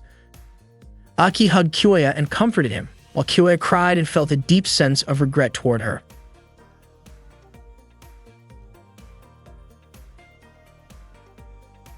Kyoya had breakfast with his family in the morning. He praised the soup his wife made, saying how delicious it was. Aki explained that it wasn't instant soup, since she had made the seasoning mix herself. Meiki chimed in, praising her mom's cooking skills. Kyoya realized that because of his mistake, Aki had stopped drawing and put down her pen. The future where Aki became Eikishi Mashino was gone. To honor her sacrifice, he knew he had to live well in this different world. At the very least, he decided to do whatever he could carefully, so he wouldn't repeat the same kind of mistake again. At the office, one of his co-workers asked him about an illustration draft. Kyoya gave a few suggestions that didn't put extra pressure on the illustrator. People at work relied on him because he always managed to offer useful solutions and advice. A month after being sent to 2018, Kyoya was starting to get used to his job. From what he learned, Entertainment Group 3 was developing a social game. The company was divided into groups A through D, each working on projects in parallel. Mako, who was both Aki's team lead and the head of Group 3, had a very exhausting role. Kyoya led Team B, which was known for its consistency and steady income, almost like specialists in handling projects smoothly. At first, Kyoya struggled with tasks he didn't remember ever doing. Once he got used to them, it wasn't so difficult. Still, he often wondered whether what he was doing was truly enough. On his day off, Kyoya tried to rest, but Meiki kept asking him to play. He asked her to let him relax, and she kept insisting. Aki gently told Meiki not to push her father and suggested she let him enjoy his Sunday. Frustrated, Meiki threw her doll. Aki scolded her and told her to apologize to the teddy bear. Meiki did as she was told. Aki explained that everything created had a spirit within it, and that spirit cared deeply for what was made. Hearing that, Meiki understood that the spirit of the bear would feel sad if she treated it roughly. Aki asked Meiki to be kind to her stuffed bear, and Meiki hugged her mother tightly. Seeing this, Kyoya smiled. For a moment, he felt the warmth of family life, even though the brilliance he once admired in the Platinum generation was no longer there. The next day, the manager at his workplace encouraged the employees to reach the quarterly sales target. Connected to that, the Mystic Clockwork project, which held the future of the company, would require a lot of effort to finish. Some coworkers expressed pity for Team A, who had to pull yet another all-nighter. On top of that, besides Ayaka, there was another illustrator they couldn't get in touch with. They even had to delete a planned character and make changes to the scenario. Not long after, Miki called out to Kyoya and asked for his help. The two of them went outside, and Miki explained that she had just received an email saying Ayaka might not finish her work, even if she kept working until the deadline. Kyoya was surprised, since he thought their last conversation had gone well. Miki clarified that it wasn't laziness on Ayaka's part, she was simply at a point where she couldn't express herself anymore. Kyoya realized that the hardest part for an artist who couldn't draw was the frustration they felt toward themselves. Miki was deeply worried about Ayaka, who was clearly overwhelmed. When they arrived at Ayaka's apartment, she didn't answer the door right away, even though Kyoya had arranged to visit. He tried calling, and surprisingly, she opened the door almost instantly, even though they hadn't said who they were. It struck Kyoya as unusual, but Miki believed Ayaka was in a good mood and was excited to see her. They took the elevator up and soon stood outside her place. When Ayaka opened the door, she looked shocked to find Kyoya and Miki there. She was dressed differently than usual, admitting that she only dressed up like that occasionally at home, and that she had thought a delivery courier was coming. Kyoya told her she looked great in that style, which made her blush a little as she thanked him. Ayaka admitted she was embarrassed to be seen that way, but explained she had just wanted a change of pace since her mind had been unsettled. She already knew they had come to talk about character designs, and she apologized for failing to deliver despite trying over and over. Ayaka explained she had tried many ways to motivate herself, but nothing worked. Even dressing differently hadn't helped her find anything she truly wanted to draw. Kyoya asked her about the illustration she had done before that resembled her idol, wondering if things might change as she looked at her work again. But Ayaka apologized once more, saying she still couldn't do it, though she would keep trying to find a way. After leaving, Miki shared with Kyoya that Ayaka had once told her she feared that if she kept forcing herself, one day she would feel completely stuck and unable to draw anything at all. And that was exactly what she was experiencing now. However, if she managed to find the right trigger, she would be able to draw again. Miki thanked Kyoya sincerely because his presence had allowed her to meet with Ayaka that day. Kyoya couldn't stop thinking about the expression on Ayaka's face when she had talked about how much she adored her idol. He was convinced there had to be something that could inspire her to start drawing again. The next day, the supervisor warned Eiko that Ayaka's character design was the key feature of the project, and delaying the release was impossible since it had already been announced to the public. Kyoya's coworkers felt sorry for Team A, who had been working overtime with barely any rest, and Kyoya noticed that their project was still targeted to launch that month. The supervisor kept pressuring Eiko to finish the project. That afternoon, Kyoya invited Eiko to have lunch together at the park. It had been a while since they shared a homemade meal because both of them had been so busy. Eiko was sure Kyoe wanted to talk about Aki's team project. Kyoe mentioned that, judging from the progress reports, things looked pretty bad. Eiko admitted that it felt hopeless and even joked about wanting to fly away to Okinawa. Eiko explained that Mystic Clockwork was originally titled Succeed Soft, and since it came from Succeed Soft, everyone had assumed the materials would be in good condition. At first, everyone believed the same, but the financial demands from Succeed Soft turned out to be far higher than expected, and there was no clear limit to how much could be taken out. When Eiko accepted the project, the contract required the game to include an internal engine, which became a huge burden. There wasn't enough time to outsource anything, and if an error occurred in the engine, the entire script would be affected. Even the artwork was delayed, forcing them to use temporary placeholders, which meant the presentation couldn't be completed properly. It felt as if every possible mistake was happening at once. Eiko realized there were only two options: either delay the release or make major changes. If neither happened, serious problems were inevitable. Everything was already out of her control. She apologized to Kyoe for making him worry, but said there was nothing more she could do. Hearing her desperation, Kyoe reminded her that she had always done her best until the very end. Eiko smiled and thanked him, saying he was the only one who ever told her things like that. Later, Kyoe went to speak with the supervisor about Team A's project. He warned that if they moved forward, unexpected bugs would appear and cause critical issues. The supervisor brushed it off, saying they could just fix the bugs when they showed up. That was the purpose of maintenance. He admitted that creating something high quality took time, but in business, timing was everything and delaying the release was impossible. The supervisor insisted the release period was crucial for the company's reputation, especially since they were about to go public with a major title that used their internal engine. Kyoe argued that the engine was unreliable and might not hold up. The supervisor was certain that Mystic Clockwork would launch as scheduled, making it clear the decision was final. Before Kyoe left, the supervisor reminded him that the project belonged to Eiko, and that Kyoe should focus on his own work instead of interfering too much. Returning to his desk, Kyoe thought back to the 10-year time leap that had brought him into this world. Because of his actions, the timeline had changed. His friends, who were supposed to shine as the Platinum Generation, had lost their dreams because of him. Even though he had good intentions, his involvement had taken something important away from them. If that was true, there was nothing more he could do. A month later, Mystic Clockwork launched on schedule, but unfortunately, complaints poured in. Bugs kept appearing, crashing the servers repeatedly. The staff worked around the clock without sleep, yet the problems persisted. On top of that, Ayaka's character release was delayed, and the gacha draws were disappointing. That night, Miki was drawing a princess and asked Aki to draw a horse for her. Aki refused, saying she wasn't very good at drawing anymore. Miki kept begging, but Aki was busy cooking and still declined. Kyoe came over and offered to draw it instead. Miki was thrilled, and Aki apologized to Kyoe. In the past, Aki could draw anything beautifully, her art full of life and emotion, but now she no longer drew at all, not even when her own daughter asked her to. Miki frowned, disappointed by the drawing her father made, saying it looked clumsy. Aki gently reminded her not to be rude since her father had taken the time to draw for her. Not long after, Kyoe received a phone call from Miki, asking to meet. He apologized to Aki for having to step out and quickly went to see Miki. When they met, Kyoe asked about the situation. Miki apologized for interrupting Eiko's day off and explained that the gacha probabilities were different for every account. It all started when Tsunemori Yuta, the voice actor for the main character, managed to pull several SSRs in a row. Players began complaining that the SR rates for others were unfairly low. Combined with the constant bugs, this turned into widespread frustration. To make things worse, the company's response was mishandled, leading to even more backlash. At that point, the app was stuck in indefinite maintenance. Kyoe walked into the office and overheard the supervisor scolding Eiko. The internal machine, which had been a concern since the very first day, had now turned into a serious problem. The supervisor and Eiko were arguing about it. Eiko was frustrated because the supervisor kept insisting that they should keep patching up the worn-down building with temporary fixes again and again. The supervisor refused to understand what was really happening, and that made Kyoe upset. However, he held himself back from stepping in, not wanting to repeat the same mistake he once made during the incident with Soriyuki. Miki quietly wished that Kyoe would do something. At that moment, the supervisor ignored Eiko's reasoning and simply demanded that she finish dealing with the issue quickly. Kyoe apologized to Miki, saying he couldn't do anything, and returned to his desk. He decided to stay out of it in order to avoid making another mistake and to protect other possible outcomes.